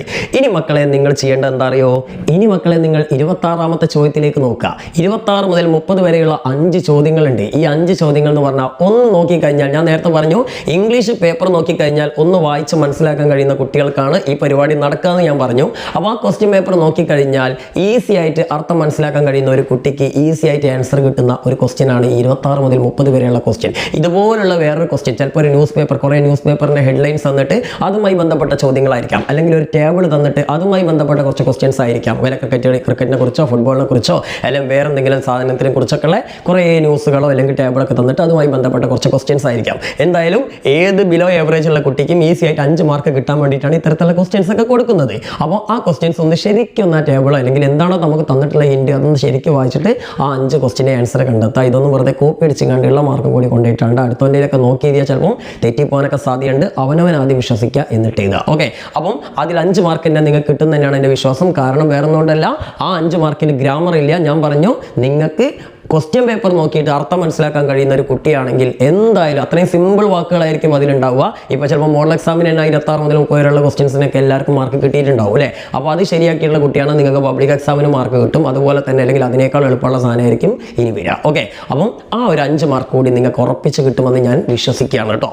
ഇനി നമ്മൾ അടുത്തായിട്ട് നമ്മൾ ശ്രദ്ധിക്കേണ്ടത് 31 മുതൽ 36 വരെയുള്ള ക്വസ്റ്റ്യൻസ് എന്ന് പറഞ്ഞാൽ പക്ക ഗ്രാമറാണ് അല്ലേ? ആ ഗ്രാമറിലേക്ക് കടക്കുന്നതിന് മുമ്പായിട്ട് ഇനിയാണ് നിങ്ങൾക്ക് ചില കലാപരിപാടികളുള്ളത്. ഓക്കെ, അപ്പോൾ ഇനി എന്താ നിങ്ങൾ ചെയ്യേണ്ടത് അറിയാം മക്കളെ? നമ്മൾ 16ാമത്തെയും 17ാമത്തെയും ക്വസ്റ്റ്യൻ എഴുതാമത്തെ വിട്ടുപോയല്ലോ അല്ലേ? 16, 17 അതായത് നമ്മുടെ റൈറ്റപ്പ് നറേഷനൊക്കെ അല്ലേ? അതിൽ ഏതെങ്കിലും ഒന്ന് എഴുതിയാൽ മതി എന്ന് ഞാൻ പറഞ്ഞിട്ടുണ്ടല്ലോ മക്കളെ. നിങ്ങൾ പഠിച്ചിട്ടുള്ള സമ്മറി റൈറ്റപ്പിൻ്റെ ഭാഗത്ത് നിങ്ങൾ പഠിച്ചിട്ടുള്ള ഞാൻ പറഞ്ഞ 5 ചാപ്റ്ററിന് വരാൻ വേണ്ടി പ്രാർത്ഥിച്ചോളി. അതാണ് വന്നതെങ്കിൽ നിങ്ങളൊന്നും നോക്കണ്ട, എന്ത് ചെയ്യുക, ആ റൈറ്റപ്പ് കൃത്യമായിട്ട് ചെയ്താൽ. ഇനി അതല്ല ഈ 5 ചാപ്റ്ററിൽ റൈറ്റപ്പ് വന്നിട്ടില്ല, അതിൽ ഏതെങ്കിലും ഒന്നിൻ്റെ നറേഷനാണ് വന്നതെങ്കിൽ ഒന്നും നോക്കണ്ട, ആ നറേഷൻ എന്ത് ചെയ്യുക, നിങ്ങൾ സമ്മറി ആയിട്ടും കട്ട് ചെയ്യുക. ഓക്കെ, നിങ്ങളൊന്നും നോക്കണം, ഹെഡിങ് കൊടുക്കണം, പാരഗ്രാഫ് തിരിക്കണം, അതേപോലെ തന്നെ കഥാപാത്രങ്ങളുടെയും കഥയുടെയും സ്പെല്ലിംഗ് തെറ്റിക്കരുത്. അതൊക്കെ ഇപ്പോഴേ എഴുതി പഠിച്ചുകൊണ്ട് എഴുത്തുകാരൻ്റെ പേരിൻ്റെ സ്പെല്ലിംഗ് തെറ്റിക്കരുത്. എല്ലാ കഥാപാത്രങ്ങളുടെയും എഴുത്തുകാരൻ്റെയും കഥയുടെ ഒക്കെ പേര് എഴുതുന്നത് എവിടെ എഴുതുമ്പോഴും ഫസ്റ്റ് ലെറ്റർ ക്യാപിറ്റൽ ആയിരിക്കണം. ഓരോ വാക്കിൻ്റെയും ഫസ്റ്റ് ലെറ്റർ ക്യാപിറ്റൽ ആയിരിക്കണം. പുതിയ സെൻറ്റൻസുകൾ തുടങ്ങുമ്പോൾ, അതായത് ഫുൾ സ്റ്റോപ്പ്, ക്വസ്റ്റ്യൻ മാർക്ക് ഇങ്ങനെയുള്ള ചിഹ്നങ്ങളൊക്കെ അവസാനിക്കുമ്പോൾ അടുത്ത സെൻറ്റൻസ് തുടങ്ങുമല്ലോ, അതൊക്കെ ക്യാപിറ്റൽ ലെറ്റർ ആയിരിക്കണം. പെട്ടെന്ന് വായിച്ചാൽ മനസ്സിലാവുന്ന രീതിയിൽ വിട്ട് വേണം നിങ്ങൾ ഓരോ വാക്കും എഴുതാൻ. ഇങ്ങനെ നിങ്ങൾ എഴുതുക, പാരഗ്രാഫ് തിരിക്കുക, ഹെഡിങ് കൊടുക്കുക. ഇതെല്ലാം നിങ്ങൾ ചെയ്തിട്ട് ഒരു 1.5 പേജ് നിങ്ങൾക്ക് എത്തിക്കാൻ കഴിഞ്ഞാൽ ഇതൊന്നും വായിച്ചു പോലും നോക്കില്ല. ഇതിലാകെ വായിച്ച് നോക്കുക ഫസ്റ്റത്തെ ഒരു പാരഗ്രാഫും പിന്നെ ലാസ്റ്റത്തെ ഒരു പാരഗ്രാഫും. ചിലപ്പോൾ ചില ടീച്ചർമാർ ഓരോ പാരഗ്രാഫിനെയും ആദ്യത്തെ ഒരു 1-2 സെൻറ്റൻസ് ഇത്രയും വായിച്ച് നോക്കുള്ളൂ. അതിലെന്ത് ചെയ്യണം എന്നുള്ളതൊക്കെ ഉടായ്പ പരിപാടികൾ ഞാൻ അടുത്ത വീഡിയോയിൽ പറഞ്ഞിട്ടുണ്ട്. അതെല്ലാം ഈ ഒരു സമ്മറികളൊക്കെ പഠിക്കാൻ കഴിയുന്ന കുട്ടികളാണെങ്കിൽ കുത്തിരുന്ന് പഠിച്ചോളി. പഠിച്ചാൽ നിങ്ങൾക്ക് A+ കിട്ടും. ഓക്കെ, അപ്പം ഇങ്ങനെ സിസ്റ്റമാറ്റിക് ആയിട്ട് വേണം പഠിക്കാൻ. അല്ലാതെ പറയാൻ പറഞ്ഞിട്ട് എന്തെങ്കിലുമൊക്കെ പഠിച്ചു കഴിഞ്ഞാൽ മക്കളെ ആദ്യം ഒരു വീഡിയോ കാണുന്നു, ഒരു ചാനലിലെ വീഡിയോ കാണുന്നു, അയ്യോ അത് ഇമ്പോർട്ടൻ്റ് ആണ്, അത് പഠിക്കുന്നു. ഇപ്പുറത്ത് വേറൊരു ചാനലിൻ്റെ വീഡിയോ കാണുന്നു, ഇങ്ങോട്ട് പോകുന്നു, ഇത് ഇമ്പോർട്ടൻ്റ് ആണെന്ന് പറയുന്നു. സ്കൂളിലെ ടീച്ചറോട് ചോദിക്കുന്ന ഏതൊക്കെ ഇമ്പോർട്ടൻറ്റ്, അയ്യോ അതൊക്കെ പഠിക്കണോ, അങ്ങോട്ട് പറഞ്ഞിട്ട് അങ്ങോട്ട് ചാടുന്നു. ഇങ്ങനെയൊന്നും ചെയ്യാതെ ഒരൊറ്റ പാറ്റേണിൽ സിസ്റ്റമാറ്റിക് ആയിട്ട് നിങ്ങൾ പഠിച്ചോ, നിങ്ങൾക്ക് A+ നിങ്ങളുടെ കയ്യിലേക്ക് പോരും. ഓക്കെ, അപ്പം എന്ത് ചെയ്യും, നമ്മൾ 16, 17 ഏതെങ്കിലും ഒരു ചോദ്യമാണ് പിന്നീട് നമ്മൾ അറ്റൻഡ് ചെയ്യുന്നത്. കൃത്യമായിട്ട് നോട്ട് ചെയ്തേക്കണേ. ഇതുപോലെ വേണം നിങ്ങളുടെ ആൻസർ ഷീറ്റ് നമ്മുടെ വാല്യുവേറ്റർ നോക്കുന്ന സമയത്ത്. അതിനുശേഷം നിങ്ങൾ ചെയ്യേണ്ടത് മക്കളെ, നമ്മുടെ ടെക്സ്റ്റൽ പാസേജ് ഉണ്ടല്ലോ 1 മുതൽ 5 വരെയുള്ള ക്വസ്റ്റ്യൻസ്, അതായിരിക്കണം അടുത്ത നിങ്ങളുടെ ക്വസ്റ്റ്യൻ. ഓക്കെ, നിങ്ങൾക്ക് ഗ്രാമർ അറിയില്ലെങ്കിലുള്ള കാര്യം ഞാൻ പറഞ്ഞത്. നിങ്ങൾ ഗ്രാമർ അറിയാത്തൊരു കുട്ടിയാണെങ്കിൽ അടുത്ത ക്വസ്റ്റ്യൻ നിങ്ങളുടെ 1 മുതൽ 5 വരെയുള്ള ടെക്സ്റ്റൽ പാസേജുകളായിരിക്കണം. അപ്പോൾ ടെക്സ്റ്റൽ പാസേജുകളുടെ ഉത്തരങ്ങൾ ഓൾറെഡി എവിടെ ഉണ്ടാവും മക്കളെ? ആ പാസേജിനകത്തുണ്ടാവും. ചിലത് മാത്രമേ നിങ്ങൾക്ക് ഉണ്ടാക്കി എഴുതാനുണ്ടാവുള്ളൂ, അതൊക്കെ റയറായിട്ട് ചോദിക്കുള്ളൂ. അപ്പം നിങ്ങൾക്ക് ഞാൻ നേരത്തെ പറഞ്ഞു അർത്ഥങ്ങൾ വായിച്ചിട്ട് മനസ്സിലാക്കാൻ കഴിയുന്ന ഒരു കുട്ടിയാണെങ്കിൽ, വീട്ടിൽ നിന്ന് ടെക്സ്റ്റ് ബുക്കുകളൊക്കെ വായിച്ച് പരിചയിച്ചൊരു കുട്ടിയാണെങ്കിൽ ഈസി ആയിട്ട് അതിൻ്റെ 5 മാർക്കും വാങ്ങാൻ കഴിയും. നിങ്ങൾ മനസ്സിലാക്കേണ്ടത് ചിലപ്പോൾ നിങ്ങളുടെ സ്കൂളിലെ ടീച്ചർമാർ നിങ്ങൾക്ക് അതിൽ ചെറിയ മിസ്റ്റേക്കുകളൊക്കെ വന്നതിന് നിങ്ങൾക്ക് മാർക്ക് തന്നിട്ടുണ്ടാവില്ല. പക്ഷേ നിങ്ങൾ ഉറപ്പിച്ചോ, നിങ്ങൾക്ക് അതിൻ്റെ അടുത്ത് കൂടി ഉത്തരത്തിൻ്റെ തൊട്ടടുത്ത് കൂടി ഉത്തരം പോയാൽ തന്നെ, നിങ്ങളുടെ ഉത്തരം പോയാൽ തന്നെ നിങ്ങൾക്ക് അതിന് മാർക്ക് കിട്ടും. മാർക്ക് അങ്ങനെ ഫുള്ളായിട്ട് കുറയ്ക്കുന്നില്ല. നിങ്ങൾ എഴുതുന്ന ആൻസറിൽ അതിൻ്റെ ഉത്തരം ഉണ്ടായാൽ മതി. ഓക്കെ, അല്ലാതെ അവിടെ സ്പെല്ലിംഗ് മിസ്റ്റേക്കോ ഗ്രാമർ മിസ്റ്റേക്കൊന്നും ഇത്തരം ചോദ്യങ്ങളിൽ പരിഗണിക്കില്ല. അത് പിന്നെ ഡിസ്കോ ക്ലോസുകളിലൊന്നും പരിഗണിക്കില്ല. ഞാൻ പറഞ്ഞ ക്യാരക്ടേഴ്സിൻ്റെ സ്പെല്ലിംഗ്, അതേപോലെ തന്നെ എഴുത്തുകാരുടെ പേര്, പാഠങ്ങളുടെ പേര്, ഇതിലൊക്കെ സ്പെല്ലിംഗ് നോക്കുകയുള്ളൂ കേട്ടോ. പിന്നെ ഗ്രാമർ ഒന്നും ഇങ്ങനെ വലിയ ക്വസ്റ്റ്യൻസിനൊന്നും ഗ്രാമറുകൾ നോക്കൂല. ഓക്കെ, പിന്നെ നിങ്ങൾ ശ്രദ്ധിക്കേണ്ടത് ആ ക്വസ്റ്റ്യൻസിന്, അതായത് നമ്മുടെ ഫസ്റ്റിലെ 1 മുതൽ 5 വരെയുള്ള ക്വസ്റ്റ്യൻസിൽ ചിലപ്പോൾ നിങ്ങൾക്ക് പിക്ക് ഔട്ട് ദ എന്താ പറയുക, പിക്ക് ഔട്ട് എ വേർഡ് എന്താണ് ദാറ്റ് മീൻസ് എന്നൊക്കെ പറഞ്ഞിട്ട് ഏതെങ്കിലും ഒരു വാക്ക് തിരഞ്ഞെടുക്കാൻ, അല്ലെങ്കിൽ പിക്ക് ഔട്ട് എ ഫ്രേസ് എന്നൊക്കെ പറയും, ഐഡന്റിഫൈ എ ഫ്രേസ് എന്നൊക്കെ പറഞ്ഞിട്ട് ഒരു ഫ്രേസോ അല്ലെങ്കിൽ വേർഡൊക്കെ തിരഞ്ഞെടുക്കാൻ വേണ്ടിയിട്ട് ചിലപ്പോൾ നിങ്ങളോട് പറയും. അപ്പോൾ നിങ്ങൾ ശ്രദ്ധിക്കേണ്ടതെന്നറിയോ, പിക്ക് ഔട്ട് എ വേർഡ് എന്നോ അല്ലെങ്കിൽ ഐഡന്റിഫൈ എ വേർഡ് എന്നോ തന്നിട്ടുണ്ടെങ്കിൽ നിങ്ങൾ മനസ്സിലാക്കേണ്ടത് ആ പേസേജിലുള്ള ഒരൊറ്റ വാക്കായിരിക്കും അതിൻ്റെ ആൻസർ. ഇനി പിക്ക് ഔട്ട് ദ വേർഡ്സ് എന്നോ അല്ലെങ്കിൽ ഐഡന്റിഫൈ എന്താണ് എ ഫ്രേസ് എന്നോ ആണ് തരുന്നതെങ്കിൽ നിങ്ങൾ മനസ്സിലാക്കേണ്ടത് ഒന്നിൽ കൂടുതൽ വാക്കുകൾ ഉണ്ടാവുമെന്ന് മനസ്സിലാക്കുക. ഓക്കെ, അവിടെ നിങ്ങൾ ഫ്രേസ് ചോദിക്കുമ്പോൾ ഒരു വാക്ക് എഴുതി വെക്കുന്നു, വേർഡ് ചോദിക്കുമ്പോൾ 1 കൂടുതൽ വാക്കുകളിൽ ഒരു സെന്റൻസ് എഴുതി വെച്ചാൽ നിങ്ങളെക്കുറിച്ചൊരു ബാഡ് ഇംപ്രഷൻ അവിടെ ഉണ്ടാവും. നിങ്ങൾക്ക് കാര്യം മനസ്സിലായിട്ടില്ല, നിങ്ങൾ മൊയണെന്ന് മനസ്സിലാവും. ഓക്കെ, അപ്പോൾ അങ്ങനെയുള്ള ചില ചോദ്യങ്ങൾ അതിൽ വരാൻ സാധ്യതയുണ്ട്. അതൊന്ന് ശ്രദ്ധിച്ചുകൊണ്ട് അതില്ലെങ്കിൽ ബാക്കിയുള്ള ആൻസറുകളൊക്കെ നിങ്ങൾ ഇത് മാക്സിമം നിങ്ങൾ മനസ്സിലാക്കേണ്ട 1 മാർക്കിൻ്റെ ക്വസ്റ്റ്യൻ ആണ്. അപ്പോൾ അതിന് 1 സെന്റൻസോ 2 സെന്റൻസോ ഉണ്ടാവുകയുള്ളൂ. അപ്പോൾ നിങ്ങളുടെ ആ ചോദ്യവുമായിട്ട് റിലേറ്റ് ചെയ്ത് വരുന്ന അതേ വാക്കുകൾ വരുന്ന സെന്റൻസ് ആ പേസേജിൽ ഉണ്ടോ നോക്കുക. എനിക്കറിയാം 10ാം ക്ലാസ്സിൽ ഞാനും അതന്നെ ചെയ്തിരുന്നത്, മിക്ക കുട്ടികളും അതന്നെ ചെയ്യുക, അർത്ഥങ്ങളൊന്നും കാര്യമായിട്ട് അറിയാത്ത മിക്ക കുട്ടികളും അതന്നെ ചെയ്യരുത് അല്ലേ. അപ്പം അതുപോലെ നിങ്ങൾ നോക്കിയാൽ മതി. അങ്ങനെ എഴുതിയാൽ തന്നെ നിങ്ങൾക്ക് അതിൻ്റെ അടുത്ത് കൂടി ഉത്തരം പോയിട്ടുണ്ടെങ്കിൽ അതിന് മാർക്ക് കിട്ടും. പക്ഷേ സ്റ്റാർട്ടിങ്ങിലാണ് നിങ്ങൾ ആ ക്വസ്റ്റ്യൻ അങ്ങനെ അറ്റൻഡ് ചെയ്യുന്നെങ്കിൽ അതിന് ചിലപ്പോൾ നിങ്ങൾക്ക് ഫുൾ മാർക്ക് കിട്ടില്ല, അര മാർക്കൊക്കെ ചിലപ്പോൾ ഇട്ടുള്ളൂ. നേരെ മറിച്ച് നിങ്ങൾ ഫസ്റ്റിലെ ഈ ഡയറിയും ഡയറിയും അതേപോലെ നോട്ടീസ് ഇങ്ങനെയുള്ള സാധനങ്ങളൊക്കെ എഴുതി ഒരു ഇംപ്രഷൻ കൊടുത്തതിന് ശേഷമാണ് നിങ്ങൾ ഇത്തരത്തിൽ എഴുതുന്നെങ്കിൽ നിങ്ങൾക്ക് അതിന് ഫുൾ മാർക്ക് തന്നെ മൂപ്പരിട്ട് തന്നോളും. ഓക്കെ, ഇനി അടുത്ത പരിപാടി നമുക്കറിയാം നമ്മുടെ കവിതയിലെ ചോദ്യങ്ങളാണ്. കവിതയിലെ ചോദ്യങ്ങളിൽ ചില കാര്യങ്ങൾ നിങ്ങൾ പഠിക്കേണ്ടതുണ്ട്. ചില കാര്യങ്ങൾ എന്ന് പറഞ്ഞാൽ അല്ലിട്രേഷൻ എന്താണെന്ന് നിങ്ങൾ പഠിക്കണം. അപ്പോൾ അല്ലിട്രേഷൻ പഠിക്കാൻ ഞാൻ അവിടെ ഒരു വീഡിയോ തരുന്നുണ്ട്.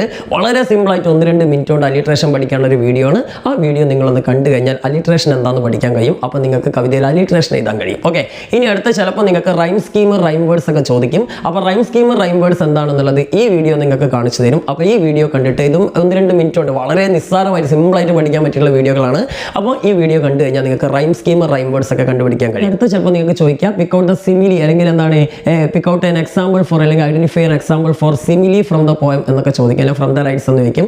അപ്പോൾ സിമിലി എന്ന് പറഞ്ഞിട്ടുള്ള സാധനം, ഇപ്പോൾ നിങ്ങൾ സ്ക്രീനിൽ കാണുന്ന ഈ സിമിലി എന്ന് പറഞ്ഞിട്ടുള്ള സാധനം സ്മൈലി അല്ല, അത് വളരെ സിമ്പിളാണ്. കവിതയിൽ ഒരു തരം കമ്പാരിസൺ ആണ്, അത് കണ്ടുപിടിക്കാൻ എളുപ്പമാണ്. നമ്മുടെ കവിതയിലെ വരികളിലേക്ക് ഇങ്ങനെ നോക്കിക്കഴിഞ്ഞാൽ ലൈക്ക് എന്നോ അല്ലെങ്കിൽ ആസ് എന്നോ ഉള്ള വാക്കുണ്ടോ നോക്കുക ഏതെങ്കിലും വരിയിൽ. അത് ഏതെങ്കിലും ഒരു വരിയിലുണ്ടെങ്കിൽ ആ വരി അങ്ങോട്ട് അതേപോലെ അങ്ങോട്ട് എഴുതി വെച്ചാൽ മതി മക്കളെ. ആ ലൈക്ക് മുതൽ അങ്ങോട്ടുള്ള വാക്കുകൾ അങ്ങോട്ട് ആ വരി മൊത്തം എഴുതി വെച്ചാൽ മതി, അതാണ് നമ്മുടെ ആൻസർ. അല്ലെങ്കിൽ ആസ് മുതലുള്ള ഒരു വാക്കുണ്ടെങ്കിൽ ആ വാക്കുണ്ട് എഴുതി വെച്ചാൽ അതാണ് നമ്മുടെ ആൻസർ. അപ്പോൾ ഓർത്ത് വെച്ചോ, സിമിലി എന്ന് പറഞ്ഞാൽ ലൈക്ക്, ആസ്, അത് മാത്രം നിങ്ങൾ മനസ്സിലാക്കി വെച്ചാൽ മതി. അതും അതിൻ്റെ കൂടെ വരുന്ന വാക്കുകൾ അങ്ങോട്ട് എടുത്ത് എഴുതി വെച്ചാൽ മതി. ഓക്കെ, അപ്പോൾ സ്ക്രീനിൽ ഞാൻ അതിൻ്റെ എക്സാമ്പിൾസ് ബോർഡ് വെറുതെ കൊടുത്തിട്ടുണ്ട്, അത് നോക്കിയാൽ തന്നെ നിങ്ങൾക്ക് മനസ്സിലാവും. അതിനെക്കുറിച്ച് ഡീറ്റെയിൽ ആയിട്ട് പഠിക്കേണ്ട ആവശ്യമില്ല. ഓക്കെ, ഇനി ബാക്കി കവിതയെന്ന് ചോദിക്കുന്നതൊക്കെ ഡയറക്റ്റ് ക്വസ്റ്റ്യൻസ് ആയിരിക്കും. ചിലപ്പോൾ കവിയുടെ പേര് ചോദിച്ചേക്കാം, അതല്ലെങ്കിൽ ചിലപ്പോൾ എന്താണ് ഏതെങ്കിലുമൊക്കെ ആരാണ് speaker, who is the speaker എന്ന് ചോദിച്ചേക്കാം. അപ്പോൾ ഹൂ ഈസ് ദ ഐ അല്ലെങ്കിൽ ഹൂ ഈസ് ദ സ്പീക്കർ എന്നൊക്കെ ചോദിക്കുമ്പോൾ നിങ്ങൾ ആദ്യം ഒരു ഐഡിയ ഉണ്ടാക്കി വെക്കണം. ഉദാഹരണത്തിന് ഞാൻ ഓരോ കവിതയും ഇപ്പം ജസ്റ്റ് ഒന്ന് പറഞ്ഞുതരാം. 1 മാർക്കിൻ്റെ ക്വസ്റ്റ്യൻ ചിലപ്പോൾ അതായിരിക്കാം. ഇപ്പോൾ ഉദാഹരണത്തിന് lines written in early spring എന്ന് പറഞ്ഞിട്ടുള്ള കവിതയാണ് നിങ്ങളോട് ചോദിക്കുന്നതെങ്കിൽ, നിങ്ങൾക്ക് ക്വസ്റ്റ്യൻ ആയിട്ട് ഇങ്ങനെ വരും, ടെക്സ്റ്റൽ ക്വസ്റ്റ്യൻ ആയിട്ട് വരുന്നതെങ്കിൽ നിങ്ങൾ എന്താ ചെയ്യുന്നത് വെച്ചാൽ അതിൽ ഹൂ ഈസ് ദ ഐ എന്നോ ഹൂ ഈസ് ദ സ്പീക്കർ എന്നോ ഒരു ചോദ്യം വരികയാണെങ്കിൽ സിമ്പിളായിട്ട് നിങ്ങൾക്ക് ആൻസർ ചെയ്താൽ പറ്റും ദ പോയറ്റ്. അതായത് ദ പോയറ്റ്, കവി എന്നാണ് അവിടുത്തെ സ്പീക്കർ. ഓക്കെ, ഇപ്പോൾ ബല്ലഡ് ഓഫ് ഫാദർ ഗില്ലിഗൻ എന്ന് പറഞ്ഞിട്ടുള്ള ബല്ലഡ് ഉണ്ടല്ലോ, അപ്പോൾ അതിൽ നിന്നാണ് നിങ്ങൾക്ക് ചോദ്യം വരുന്നതെങ്കിൽ അതിൽ സ്പീക്കർ ആരാണ് അല്ലെങ്കിൽ പ്രൊട്ടാഗണിസ്റ്റ്, നായകൻ, ഹീറോ ആരാണെന്ന് ചോദിച്ചാൽ ഫാദർ പീറ്റർ ഗില്ലിഗൻ. അവിടെ കവിയല്ല, അവിടുത്തെ ഹീറോ ആരാണ്, അവിടെ ആരാ കഥ പറയുന്നത്, ഫാദർ പീറ്റർ ഗില്ലിഗൻ ആണ്. അപ്പോൾ അവിടെ ഐ എന്ന് പറയുന്നതും അതേപോലെ തന്നെ ഹി എന്ന് പറയുന്നതൊക്കെ ഫാദർ പീറ്റർ ഗില്ലിഗൻ ആണെന്ന് മനസ്സിലാക്കുക. ഇനി അതേപോലെ തന്നെ അടുത്ത വിധം മദർ ടു സൺ എന്ന് പറഞ്ഞിട്ടുള്ള കവിതയിലേക്കാണ് നിങ്ങൾ വരുന്നതെങ്കിൽ അവിടെ സ്പീക്കർ ഒരു മദറാണ്, ഒരു ആഫ്രിക്കൻ മദർ എന്നോ അല്ലെങ്കിൽ ബ്ലാക്ക് വുമൺ എന്നോ ബ്ലാക്ക് മദർ എന്നോ മദർ എന്നോ മാത്രം വെച്ചാലും കുഴപ്പമില്ല. ഓക്കെ, ലിസണർ ആരാന്ന് ചോദിച്ചാൽ അവിടെ ഒരു സൺ ആണ്, സൺ എന്ന് എഴുതി SON. ഓക്കെ, അപ്പോൾ ഓരോ കവിതയുടെയും ഇങ്ങനെയുള്ള കാര്യങ്ങൾ മക്കളൊന്ന് മനസ്സിലാക്കി വെക്കുക. ഇനി ഇതൊന്നും കൂടാതെ കവിത എന്ന് ചോദിക്കാൻ പറ്റിയിട്ടുള്ള മറ്റൊരു ക്വസ്റ്റ്യൻ ആണ് പിക്ക് ഔട്ട് ദ ലൈൻസ്. ശ്രദ്ധിക്കണം, പിക്ക് ഔട്ട് ദ ലൈൻസ് അല്ലെങ്കിൽ ഐഡന്റിഫൈ ദ ലൈൻസ് എന്ന് ചോദിക്കാം, അല്ലെങ്കിൽ പിക്ക് ഔട്ട് ദ ലൈൻ എന്നും ചോദിക്കാം, അല്ലെങ്കിൽ ഐഡന്റിഫൈ ദ ലൈൻ എന്നും ചോദിക്കാം. അപ്പോൾ നിങ്ങൾ ശ്രദ്ധിക്കണം, ലൈൻസ് എന്നാണ് ചോദിച്ചെങ്കിൽ 1-ൽ കൂടുതൽ വരികൾ ഉണ്ടാവും. ഓക്കെ, അതായത് 2 വരികൾ ഉണ്ടാവും. 2-ൽ കൂടുതൽ വരികൾ എന്തായാലും ഉണ്ടാവില്ല. ലൈൻസ് എന്നാണെങ്കിൽ 2 വരികൾ ഉണ്ടാവും, ലൈൻ എന്നാണെങ്കിൽ ഒരൊറ്റ വരി ഉണ്ടാവുള്ളൂ. എന്നിട്ട് ചോദിക്കും pick out the line that എന്താണ് ഇൻഡിക്കേറ്റ്, ഇങ്ങനെ സൂചിപ്പിക്കുന്ന ഏതെങ്കിലും ഒരു വാക്കോ ഒരു അർത്ഥമോ തന്നിട്ട് ആ ഒരു അർത്ഥം സൂചിപ്പിക്കുന്ന വരികൾ തിരഞ്ഞെടുക്കാൻ അല്ലെങ്കിൽ എന്ത് ചെയ്യാൻ ഏതെങ്കിലും ഒരു സിറ്റുവേഷൻ പറഞ്ഞിട്ട് ആ സിറ്റുവേഷൻ സൂചിപ്പിക്കുന്ന വരി അല്ലെങ്കിൽ വരികൾ തിരഞ്ഞെടുക്കാൻ പറയും. അങ്ങനെ വരുമ്പോൾ വരികൾ തിരഞ്ഞെടുക്കാനാണ് നിങ്ങൾ നോക്കേണ്ടത്. ഏകദേശം ആ ഒരു വാക്കിനോട് അടുത്ത് വരുന്ന ഏതെങ്കിലും വരി ഉണ്ടോ നോക്കുക. ആ വരികളിൽ വരികളാണെങ്കിൽ 2 വരി എടുത്ത് എഴുതുക, ഒരു വരിയാണെങ്കിൽ ഒരു വരി എടുത്ത് എഴുതുക. ഓക്കെ. ഈ കവിതയിൽ വരുന്ന മറ്റൊരു ചോദ്യം എന്ന് പറഞ്ഞാൽ പേഴ്സോണിഫിക്കേഷൻ ആണ്. പേഴ്സോണിഫിക്കേഷൻ എന്ന് പറഞ്ഞാൽ മനുഷ്യനല്ലാത്ത ഒന്നിനെ മനുഷ്യനോട് ചിത്രീകരിക്കുന്ന ഒരു രീതിയാണ് അല്ലേ. ഉദാഹരണമായിട്ട് പറയുകയാണെങ്കിൽ നമ്മുടെ പോയട്രി എന്ന് പറഞ്ഞിട്ടുള്ള കവിത അല്ലേ, ആ കവിതയിൽ നമ്മുടെ പാബ്ലോ നെരൂദ, ആ കവിതയിലും who is the I refer to here എന്ന് പറഞ്ഞാൽ പോയറ്റ് തന്നെയാണ് കേട്ടോ. പാബ്ലോ നെരൂദനാണ്. പാബ്ലോ നെരൂദ എന്ന് എഴുതേണ്ട ആവശ്യമില്ല, അത് പോയറ്റ് എന്ന് എഴുതിയാൽ മതി. അവിടെ സ്പീക്കർ പോയറ്റ് തന്നെയാണ് അല്ലേ. പോയറ്റ് അയാളുടെ എക്സ്പീരിയൻസ് അല്ലേ പറയുന്നത്. അപ്പോൾ ഞാൻ പറഞ്ഞു വന്നത് ആ ഒരു പോയട്രി എന്ന് പറഞ്ഞിട്ടുള്ള ആ കവിതയിൽ കവിത തുടങ്ങുന്നതിന് നമുക്കറിയാം എന്താണ് poetry arrived in search of me എന്നൊക്കെ പറഞ്ഞു കണ്ടാണ് അല്ലേ. അപ്പോൾ poetry arrived in search of me, കവിത എന്നെ അന്വേഷിച്ച് വന്നു എന്നാണ് പറഞ്ഞത്. അപ്പോൾ കവിത അന്വേഷിച്ച് വരാറുള്ള കവിതക്ക് ജീവനും കയ്യും കാലൊക്കെ ഉള്ള ഒരാളാണോ കേട്ടോ. പാബ്ലോ നെരൂദ ഞാൻ ഇവിടേക്ക് വന്നിട്ടെന്ന് പറഞ്ഞുകൊണ്ട് വിളിക്കല്ല. പക്ഷെ അവിടെ കവിതയെ എന്താക്കി മാറ്റുകയാണ്, ആ ഒരു മനുഷ്യനായിട്ട് ചിത്രീകരിക്കുകയാണ് അല്ലേ. അപ്പോൾ അങ്ങനെ ഒരു വസ്തുവിനെയോ എന്തെങ്കിലും മനുഷ്യനല്ലാത്ത എന്തെങ്കിലും മനുഷ്യനാക്കി ചിത്രീകരിക്കുന്നതിന് പേഴ്സോണിഫിക്കേഷൻ എന്ന് പറയാം. അപ്പോൾ അങ്ങനെയുള്ള പേഴ്സോണിഫിക്കേഷന് ചിലപ്പോൾ നിങ്ങളോട് എക്സാമ്പിൾ ചോദിക്കും. അപ്പോൾ നിങ്ങൾ എന്ത് വെച്ചാൽ നമ്മുടെ ചാനലിൽ കവിതകളുടെയൊക്കെ ഡീറ്റെയിൽഡ് ആയിട്ട് പറയുന്ന ഒരുപാട് വീഡിയോകളുണ്ട്. അല്ലെങ്കിൽ നിങ്ങളുടെ ടീച്ചേഴ്സിനോടൊക്കെ ചോദിച്ചിട്ട് ഓരോ കവിതയിലെയും പേഴ്സോണിഫിക്കേഷൻ ഒന്ന് മനസ്സിലാക്കി വെക്കുക. പ്രധാനമായിട്ടും പേഴ്സോണിഫിക്കേഷൻ ഉള്ളത് നമ്മുടെ lines written in early spring, അതിലൊരുപാട് പേഴ്സോണിഫിക്കേഷൻ ഉണ്ട്. നമ്മുടെ നേച്ചറിനെ ടു ഹെർ ഫെയർ വർക്ക് എന്ന് പറഞ്ഞിട്ട് ഒരു പെണ്ണിനോട് കമ്പയർ ചെയ്യുന്നുണ്ട്. അതേപോലെ തന്നെ നമ്മുടെ ഫ്ലവേഴ്സ് ബ്രീത്ത് ചെയ്യുന്നതായിട്ട് പറയുന്നുണ്ട്. പിന്നെ അതേപോലെ തന്നെ ബേർഡ്സ് ഹോപ്പ്ഡ് ആൻഡ് പ്ലേഡിലെ കളിക്കുന്ന പക്ഷികൾ തുള്ളിച്ചാടി കളിക്കുന്നതായിട്ട് പറയുന്നുണ്ട്. ഇതൊക്കെ മനുഷ്യനാണല്ലോ അങ്ങനെയൊക്കെ ചെയ്യല്. പിന്നെ അതേപോലെ തന്നെ ഇപ്പോൾ പോയട്രിയിലേക്ക് വരികയാണെങ്കിൽ poetry arrived in search of me എന്ന് പറയുന്നുണ്ട്, കവിത എന്നെ അന്വേഷിച്ച് വന്നു. പിന്നെ പോയട്രി സമ്മൻഡ് മീ എന്ന് പറയുന്നുണ്ട്, കവിത എന്നെ വിളിച്ചു എന്നൊക്കെ പറയുന്നുണ്ട്. വിളിക്കുക എന്നൊക്കെ പറഞ്ഞു കഴിഞ്ഞാൽ എന്താ പേഴ്സോണിഫിക്കേഷൻ, മനുഷ്യൻ ചെയ്യുന്ന പരിപാടിയാണ്. പിന്നെ പോയട്രി ടച്ച്ഡ് മീ എന്ന് പറയുന്നുണ്ട്, അതെന്നെ തൊട്ടു എന്നൊക്കെ പറഞ്ഞു കഴിഞ്ഞാൽ കവിതയാണല്ലോ അങ്ങനെ ചെയ്യലല്ലേ. അപ്പോൾ ഇങ്ങനെയൊക്കെയല്ലേ കവിതയല്ല മനുഷ്യനാണല്ലോ ചെയ്യാറുള്ളത്. അപ്പോൾ ഇങ്ങനെയൊക്കെയുള്ള ചില സാധനങ്ങളൊക്കെ ഒന്ന് പഠിച്ചു വെക്കുക കവിതയിൽ. അപ്പം നിങ്ങൾക്ക് ഏത് കവിത എന്ന് ചോദിച്ചാലും ഈ സാധനങ്ങളൊക്കെ എന്ത് ചെയ്യാൻ എഴുതാൻ പറ്റും. ഓക്കെ. ഇനി അതേപോലെ തന്നെ നിങ്ങൾക്ക് കവിതയിൽ ചിലപ്പം പുറത്തുനിന്നുള്ള എന്തെങ്കിലുമൊക്കെ ചോദ്യം, പുറത്തുനിന്നുള്ളതല്ല, ആ കവിതയിൽ ഏതെങ്കിലും വരികളുടെ അർത്ഥമോ അല്ലെങ്കിൽ എന്തെങ്കിലും ആശയമോ എന്തെങ്കിലുമൊക്കെ ചോദിക്കും ഒരു മാർക്കിനൊക്കെ. അപ്പോൾ നിങ്ങൾ എന്തെങ്കിലും എഴുതിച്ചാൽ ഒന്നും ഇല്ലെങ്കിൽ ആ ക്വസ്റ്റ്യൻ തന്നെ തിരിച്ചോ മറിച്ച് എഴുതിയൊക്കെ അല്ലെങ്കിൽ അതിലുള്ള ഏതെങ്കിലും വരികളൊക്കെ സെൻറ്റൻസ് ഒക്കെ എഴുതിച്ചാലും അതിന് നിങ്ങൾക്ക് അര മാർക്കോ അല്ലെങ്കിൽ ചിലപ്പം ഫുൾ മാർക്കും കിട്ടും. കാരണം നിങ്ങൾ മുന്നേ എഴുതിയിട്ടുള്ള മൈലേജിലാണെങ്കിൽ ഫുൾ മാർക്കും കിട്ടും. ഓക്കെ. അപ്പം ഇതാണ് നിങ്ങൾ അടുത്തതായിട്ട് എഴുതേണ്ടത്. അപ്പോൾ കവിതയുടെ ഒരു ട്രിക്ക് കിട്ടിയില്ല മക്കളെ, ഇങ്ങനെ ചെയ്യാം. ഓക്കെ. അപ്പോൾ ഇതൊക്കെ ഒന്ന് ജസ്റ്റ് ഒന്ന് വായിച്ചിട്ട് മനസ്സിലാക്കുക കേട്ടോ ആദ്യം തന്നെ. ഇനി അടുത്തതായിട്ട് മക്കൾ ചെയ്യേണ്ടത് നമ്മുടെ 11 മുതൽ 15 വരെയുള്ള ക്വസ്റ്റ്യൻസ് ഉണ്ടല്ലോ പുറത്തുനിന്നുള്ള പാസേജ്, ആ പാസേജ് വായിച്ച് നോക്കിയിട്ട് അതിനടിയിൽ 5 ക്വസ്റ്റ്യൻസ് ഉണ്ട്, 5 ക്വസ്റ്റ്യൻസിന് ആൻസർ ചെയ്തലാണ്. അതിൽ മിക്കവാറും ഒന്നാമത്തെയോ അല്ലെങ്കിൽ ലാസ്റ്റത്തെയോ ക്വസ്റ്റ്യൻ ചിലപ്പോൾ എന്താവും give A suitable title for the passage എന്ന് അല്ലെങ്കിൽ സ്റ്റോറി എന്നിട്ടായിരിക്കും. ഇതിനൊരു സ്യൂട്ടബിൾ ആയിട്ടുള്ള ഒരു ടൈറ്റിൽ എന്ന് പറഞ്ഞാൽ ഹെഡിങ് കൊടുക്കാനാണ്, ഒരു ശീർഷകം കൊടുക്കാനാണ്. അപ്പോൾ നിങ്ങൾ എന്ത് ചെയ്ത് വെച്ചാൽ ആ ഒരു പാസേജ് വായിച്ചിട്ട് അതിൽ ഏതെങ്കിലും ഒരു കഥാപാത്രത്തിൻ്റെ പേരോ അല്ലെങ്കിൽ എന്തെങ്കിലും ഒരു സാധനത്തിൻ്റെ പേരൊക്കെ ഉണ്ടെങ്കിൽ അതങ്ങോട്ട് വെച്ച് കൊടുത്താൽ മതി. ഓക്കെ. ഇനി അതെല്ലാം നിങ്ങൾക്ക് സ്വന്തമായിട്ട് ഉണ്ടാക്കാൻ പറ്റുമെങ്കിൽ ഉണ്ടാക്കിയിരിക്കും. അല്ലാതെ ആ ഒരു ചോദ്യത്തിന് പകരം അതിന് സെൻറ്റൻസ് ഒന്നും എഴുതിയേക്കാൻ നിൽക്കരുത്. നിങ്ങളോട് നല്ലൊരു ഹെഡിങ് കൊടുക്കാനാണ് പറഞ്ഞത്. ഓക്കെ. അപ്പോൾ അതിലുള്ള ഏതെങ്കിലും കഥാപാത്രങ്ങൾ ഉണ്ടെങ്കിൽ ആ കഥാപാത്രങ്ങളുടെ പേര് കൊടുത്താൽ മതി. 2 കഥാപാത്രങ്ങൾ ഉണ്ടെങ്കിൽ ലാൻഡ് വെച്ചുകൊണ്ട് 2 കഥാപാത്രങ്ങളുടെ പേര് കൊടുത്താൽ ടൈറ്റിലായി. ഓക്കെ. ഇനി അടുത്ത് നിങ്ങൾ ശ്രദ്ധിക്കേണ്ടത് ഇതിൽ കുറേ ചോദ്യങ്ങൾ വേറെ ഒരു 3-4 ചോദ്യങ്ങൾ ഉണ്ടാവുമല്ലോ. ആ ചോദ്യങ്ങളുടെ ആൻസർ നിങ്ങൾക്ക് ആ കഥ വായിച്ചിട്ട് മനസ്സിലാവുന്നില്ലെങ്കിൽ ചിലപ്പോൾ നിങ്ങൾക്ക് മനസ്സിലാവാത്ത ഏതെങ്കിലുമൊക്കെ സ്റ്റോറി ആയിരിക്കും, നിങ്ങൾക്ക് പരിചയമില്ലാത്തതല്ലേ. അപ്പോൾ നിങ്ങൾ ചെയ്യണമെന്ന് വെച്ചാൽ ആ ക്വസ്റ്റ്യനിൽ ഏതെങ്കിലും ഒരു വാക്കിനോട് സാമ്യമുള്ളൊരു വാക്ക് ആ പാസേജിലുണ്ടെങ്കിൽ അത് വരുന്ന ആ സെൻറ്റൻസ്, ഒരുപാട് സെൻറ്റൻസുകൾ എഴുതിക്കരുത്, 1 മാർക്കാണ്. മിക്കവാറും ഒരു സെൻറ്റൻസോ അല്ലെങ്കിൽ 2 സെൻറ്റൻസോ ആൻസർ ഉണ്ടാവുള്ളൂ. അപ്പോൾ നിങ്ങളുടെ ക്വസ്റ്റ്യനിൽ വരുന്ന ആ വാക്ക് ഏത് സെൻറ്റൻസിലാണുള്ളത് ആ സെൻറ്റൻസ് എഴുതി വെച്ചാൽ മതി. അതിനുള്ളിൽ ഉത്തരമുണ്ടെങ്കിൽ ഉറപ്പായിട്ട് നിങ്ങൾക്ക് ഫുൾ മാർക്ക് തന്നെ കിട്ടും, അല്ലെങ്കിൽ ഒരു അര മാർക്കെങ്കിലും കിട്ടും. ഓക്കെ. അപ്പോൾ ഇങ്ങനെയാണ് ആ പരിപാടി ചെയ്യൽ. നിങ്ങളൊക്കെ അങ്ങനെ തന്നെ ആയിരിക്കും ചെയ്യാമെന്ന് എനിക്കറിയാം. അങ്ങനെ ചെയ്യുന്നവർ വേണം കമൻറ്റ് ഇട്ടോ. ഞാനും അങ്ങനെ തന്നെയായിരുന്നു പഠിക്കുന്ന സമയത്ത് ചെയ്തിരുന്നത്, മാർക്ക് കിട്ടലുണ്ടായിനി. ഓക്കെ. ഞാൻ ഡിഗ്രിക്ക് വരെ അങ്ങനെ ചെയ്തിരുന്നു. ഞങ്ങൾക്ക് ഡിഗ്രിക്കും അങ്ങനത്തെ പരിപാടിയൊക്കെ ഉണ്ടായിരുന്നു. എനിക്ക് ഡിഗ്രിക്ക് സ്റ്റാർട്ടിങ്ങിലൊന്നും ഈ പരിപാടി അത്ര കണ്ട് അറിയില്ലായിരുന്നു.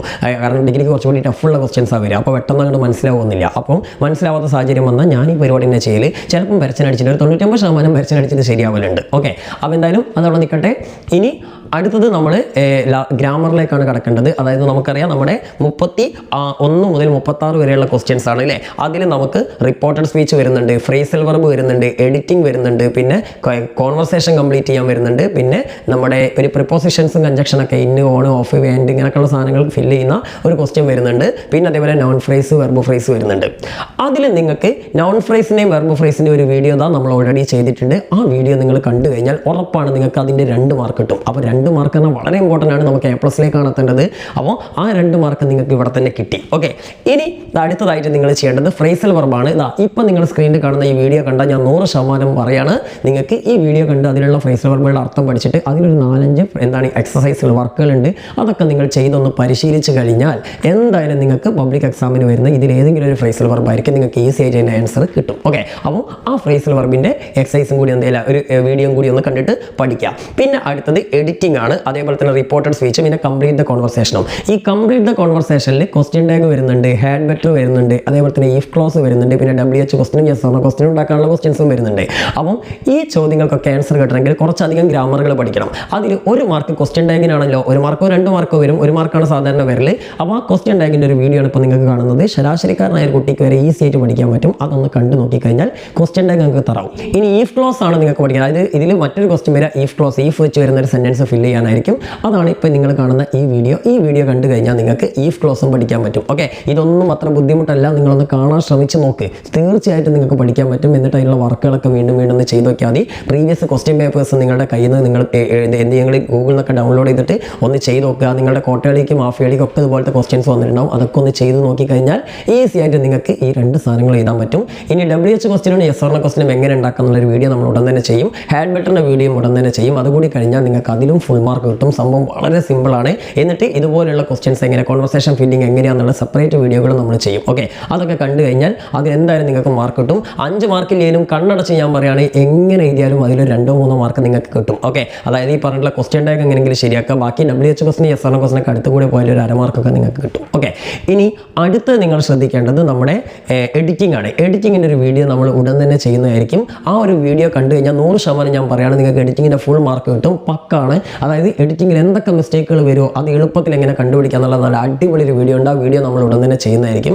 ഇതൊക്കെ ചെയ്യാൻ കുറച്ച് ടൈം എടുക്കും, ചിലപ്പോൾ പരീക്ഷയുടെ തലേന്നായിരിക്കും. പക്ഷേ ഇങ്ങനെയുള്ള വീഡിയോകളൊക്കെ, ഗ്രാമർ വീഡിയോകളൊക്കെ പരീക്ഷയുടെ തലേന്ന് നിങ്ങൾ എന്തായാലും കാണണം. അതുകൂടി ഒന്ന് ശ്രദ്ധിക്കുക. നിങ്ങൾ നേരത്തെ പഠിച്ചാലും നിങ്ങൾ പരീക്ഷയുടെ തലേന്ന് ഒന്നുകൂടി ആ വീഡിയോകൾ കാണണം. അല്ലെങ്കിൽ ഏറ്റവും മിനിമം പരീക്ഷയ്ക്ക് പോകുന്നതിൻ്റെ ഒരു 1-2 മണിക്കൂർ മുമ്പെങ്കിലും ഇപ്പോൾ ഞാൻ പറഞ്ഞിട്ടുള്ള ഈ 31 മുതലുള്ള ക്വസ്റ്റ്യൻസിൻ്റെ എല്ലാ ഗ്രാമർ വീഡിയോകളും, ഫ്രേസൽ വെർബും, റിപ്പോർട്ടഡ് സ്പീച്ചും, അതേപോലെ തന്നെ ഇഫ് ക്ലോസ്, ഇങ്ങനെയുള്ള എല്ലാത്തിനും വീഡിയോകൾ നമ്മൾ ഉടൻ തന്നെ ചെയ്യും. കുറച്ചെണ്ണം ചെയ്തിട്ടുണ്ട്. ആ വീഡിയോകൾ മൊത്തം നിങ്ങളൊന്ന് തമ്പനയിൽ നോട്ട് ചെയ്ത് വെച്ചിട്ട് നിങ്ങളുടെ പരീക്ഷയ്ക്ക് പോകുന്നതിൻ്റെ ഒരു 1-2 മണിക്കൂർ മുന്നേ ഒന്ന് കണ്ടു കഴിഞ്ഞാൽ ഉറപ്പാണ് നിങ്ങൾ ഇതിൽ ഒരു ഗ്രാമർ പോലും മറന്നുപോകില്ല. കാരണം ഗ്രാമറിന് രസമുണ്ട്. എന്താണെന്ന് വിചാരിച്ചാൽ മാത്സ് പോലെയാണ്, നമ്മൾ നേരത്തെ പഠിച്ചു വെച്ചാലും കുറച്ചൊക്കെ നമ്മൾ മറന്നു പോകും. അപ്പോൾ പരീക്ഷൻ്റെ തൊട്ട് മുമ്പ് പഠിച്ചു കഴിഞ്ഞാൽ നിങ്ങൾ ക്വസ്റ്റ്യൻ പേപ്പർ കിട്ടുമ്പോൾ തന്നെ അതിൻ്റെ ഉത്തരങ്ങളൊക്കെ നിങ്ങൾ ക്വസ്റ്റ്യൻ പേപ്പർ വേണം പെൻസിലോണ്ടൊക്കെ നോട്ട് ചെയ്ത് വെച്ചാൽ പിന്നെ ആ പ്രശ്നം കഴിഞ്ഞല്ലോ. അപ്പോൾ അത് ചെയ്യാം. ഓക്കെ, അപ്പോൾ ഇത്രയും കാര്യങ്ങൾ. പിന്നെ റിപ്പോർട്ടർ സ്പീച്ച്, അതിൻ്റെ വീഡിയോ ഒക്കെ ഈസി ആയിട്ട് പഠിക്കാവുന്ന കുറച്ച് ഉടായ്പ, ഇതിനൊക്കെ ഉടായ്പ പരിപാടിയുണ്ട്. ഇതിൻ്റെ വീഡിയോകൾ നമ്മൾ ഇപ്പോൾ ഉടൻ തന്നെ ചെയ്യും. അപ്പോൾ അതുകൂടി നിങ്ങൾ പഠിച്ചു വെക്കുക. ഇത്രയും പഠിച്ചു വെച്ച് കഴിഞ്ഞാൽ ടോട്ടൽ 21 മാർക്കിനാണ്, അതായത് ഈ 31 മുതൽ 36 വരെയുള്ള ഗ്രാമർ പാർട്ടിൽ 21 മാർക്കിനാണ് ക്വസ്റ്റ്യൻ വരുന്നത്. ആ 21-ൽ എങ്ങനെ നിങ്ങളിപ്പോൾ ഒരു എവറേജ് കുട്ടിയാണെങ്കിൽ എങ്ങനെ കണ്ണടച്ച് എഴുതിയാലും നിങ്ങൾക്ക് ഒരു 10 മാർക്കോളം കിട്ടും. പക്ഷേ ഞാൻ പറയുന്നു, നിങ്ങൾ എൻ്റെ ഈ വീഡിയോകളൊക്കെ കണ്ടു കഴിഞ്ഞാൽ 15-നും 21-നും ഇടയിൽ മാർക്ക്, ചിലപ്പോൾ നിങ്ങൾക്ക് ഫുൾ മാർക്ക് തന്നെ കിട്ടും, അല്ലെങ്കിൽ ഒരു 15 മാർക്കെങ്കിലും 100% ഞാൻ ഗ്യാരണ്ടിയാണ് നിങ്ങൾക്ക് കിട്ടും. നിങ്ങൾ എത്ര എവറേജ് ആണെങ്കിലും ഈ വീഡിയോകളൊന്ന് കണ്ടു പഠിച്ചാൽ നിങ്ങൾക്ക് ഉറപ്പാണ് ഇതുപോലുള്ള ക്വസ്റ്റ്യൻസ് ആയിരിക്കും നിങ്ങൾക്ക് പരീക്ഷയ്ക്ക് നാളെ ആ ഒരു പരീക്ഷയ്ക്ക് ചോദിക്കാം. അപ്പോൾ നിങ്ങൾക്കത് കിട്ടും. ഓക്കെ, ഇനി ഞാൻ പറയുന്നത് എന്താ വിചാരിച്ചാൽ ഇതൊക്കെ ഞാൻ കിട്ടുമെന്ന് പറഞ്ഞല്ലോ, കിട്ടുമെന്ന് എനിക്ക് ഉറപ്പുള്ളതുകൊണ്ടാണ് ഞാൻ കിട്ടുമെന്ന് പറഞ്ഞത്. ഇനി ആദ്യത്തെ ഡിസ്കോഴ്സുകളായിട്ടുള്ള ഈ ഒരു അപ്രീസിയേഷൻ, അതേപോലെ തന്നെ എന്താണ് നമ്മുടെ ഡയറി, നോട്ടീസ്, പിന്നെ അതേപോലെ തന്നെ ലെറ്റർ, ഇങ്ങനെയുള്ള കുറേ സാധനങ്ങൾ നമ്മൾ എഴുതിയല്ലോ. ലെറ്റർ നമ്മൾ എഴുതിയില്ല, ബാക്കിയുള്ള സാധനങ്ങളൊക്കെ നമ്മൾ എഴുതിയല്ലോ. അതൊക്കെ എഴുതിയതിനു ശേഷം ഈ പറഞ്ഞ സാധനങ്ങളൊക്കെ എഴുതിയിട്ട് നിങ്ങൾ 2 മണിക്കൂർ കൊണ്ട് ഫ്രീ ആവണം. ഓക്കെ, അല്ലെങ്കിൽ ഒരു 2.25 മണിക്കൂർ ഉണ്ടെങ്കിലും ഫ്രീ ആവണം. അതിനുശേഷം നിങ്ങൾ ചെയ്യേണ്ട എന്താ പറയുക മക്കളെ, നിങ്ങൾ ഇതിൽ എഴുതാത്ത കുറച്ച് ക്വസ്റ്റ്യൻസ് ഇല്ലേ, ഏതൊക്കെയാ? ഒന്ന് ലെറ്റർ. അപ്പോൾ അവസാനം എല്ലാ ക്വസ്റ്റ്യനും അറ്റൻഡ് ചെയ്തതിനു ശേഷം ഒരു ക്വസ്റ്റ്യൻ പോലും നിങ്ങൾ വിടരുതേ. അത് എഴുതി കഴിഞ്ഞ ശേഷം നിങ്ങൾ എന്ത് ചെയ്യുക, ലെറ്ററിൻ്റെ ഫോർമാറ്റ് നമ്മൾ ഓൾറെഡി പഠിച്ചു വെച്ചില്ലേ മക്കളെ, ആ ഫോർമാറ്റ് അനുസരിച്ച് ഒരു ഉടായ്പ കത്തം കട്ട് ചെയ്താൽ. ഓക്കെ, ഇനി അത് കഴിഞ്ഞിട്ട് പിന്നെ ഞാൻ പറഞ്ഞു എന്താണ്, ഈ ഒരു 21 മുതൽ 25 വരെയുള്ള 6 മാർക്കിൻ്റെ ക്വസ്റ്റ്യൻസിൽ 2 ക്വസ്റ്റ്യൻ നമ്മൾ എഴുതാതെ ഒഴിവാക്കില്ലേ, എഴുതേണ്ട ആവശ്യമില്ല, 3 എഴുതിയാൽ മതി. ആ 3 നമ്മൾ എഴുതി, പ്രൊഫൈലും ക്യാരക്ടർ സ്കെച്ച്, ഇന്റർവ്യൂ ക്വസ്റ്റ്യനും നമ്മൾ എഴുതിയല്ലോ. എന്നാൽ ബാക്കി 2 ക്വസ്റ്റ്യൻ ഉണ്ട്, ഒരു പാരഗ്രാഫും പിന്നെ ഒരു റിപ്പോർട്ട് റൈറ്റിംഗ് ഒക്കെ ഉണ്ട്. നിങ്ങൾ എന്ത് വിചാരിച്ചാൽ നിങ്ങളെ കൊണ്ട് അറിയാവുന്ന രീതിയിൽ ആ ക്വസ്റ്റ്യൻ ഒന്ന് അറ്റൻഡ് ചെയ്യാം. നിങ്ങൾക്ക് അറിയാവുന്ന രീതിയിൽ അറ്റൻഡ് ചെയ്താൽ മതി. എന്തെങ്കിലും ആ ക്വസ്റ്റ്യൻ നമ്പർ ഇട്ടാണ് എന്തെങ്കിലും ഒരു ആൻസർ ചെയ്താൽ, അല്ലെങ്കിൽ ഏതെങ്കിലും ഒരു പാരഗ്രാഫ് എടുത്ത് ചെയ്താൽ, ആ ചാപ്റ്ററിൻ്റെ ഒരു സമ്മറി നിങ്ങൾ പഠിച്ചിട്ടുണ്ടെങ്കിൽ ആ സമ്മറിൻ്റെ കുറച്ചൊരു പാരഗ്രാഫ് എടുത്ത് എഴുതിയാലും മതി. ഓക്കെ, ഇനി അതേപോലെ തന്നെ നിങ്ങൾക്ക് ഇനി ടൈം ഉണ്ടെങ്കിൽ നിങ്ങൾ എന്ത് വിചാരിച്ചാൽ നമ്മുടെ റൈറ്റപ്പ് നറേഷനിൽ ഒന്നല്ലേ നിങ്ങൾ എഴുതിയിട്ടുണ്ടാവുള്ളൂ, 16-മത്തോ 17-മത്തോ ഏതെങ്കിലും ഒന്നേ നിങ്ങൾ എഴുതിയിട്ടുണ്ടാവുള്ളൂ.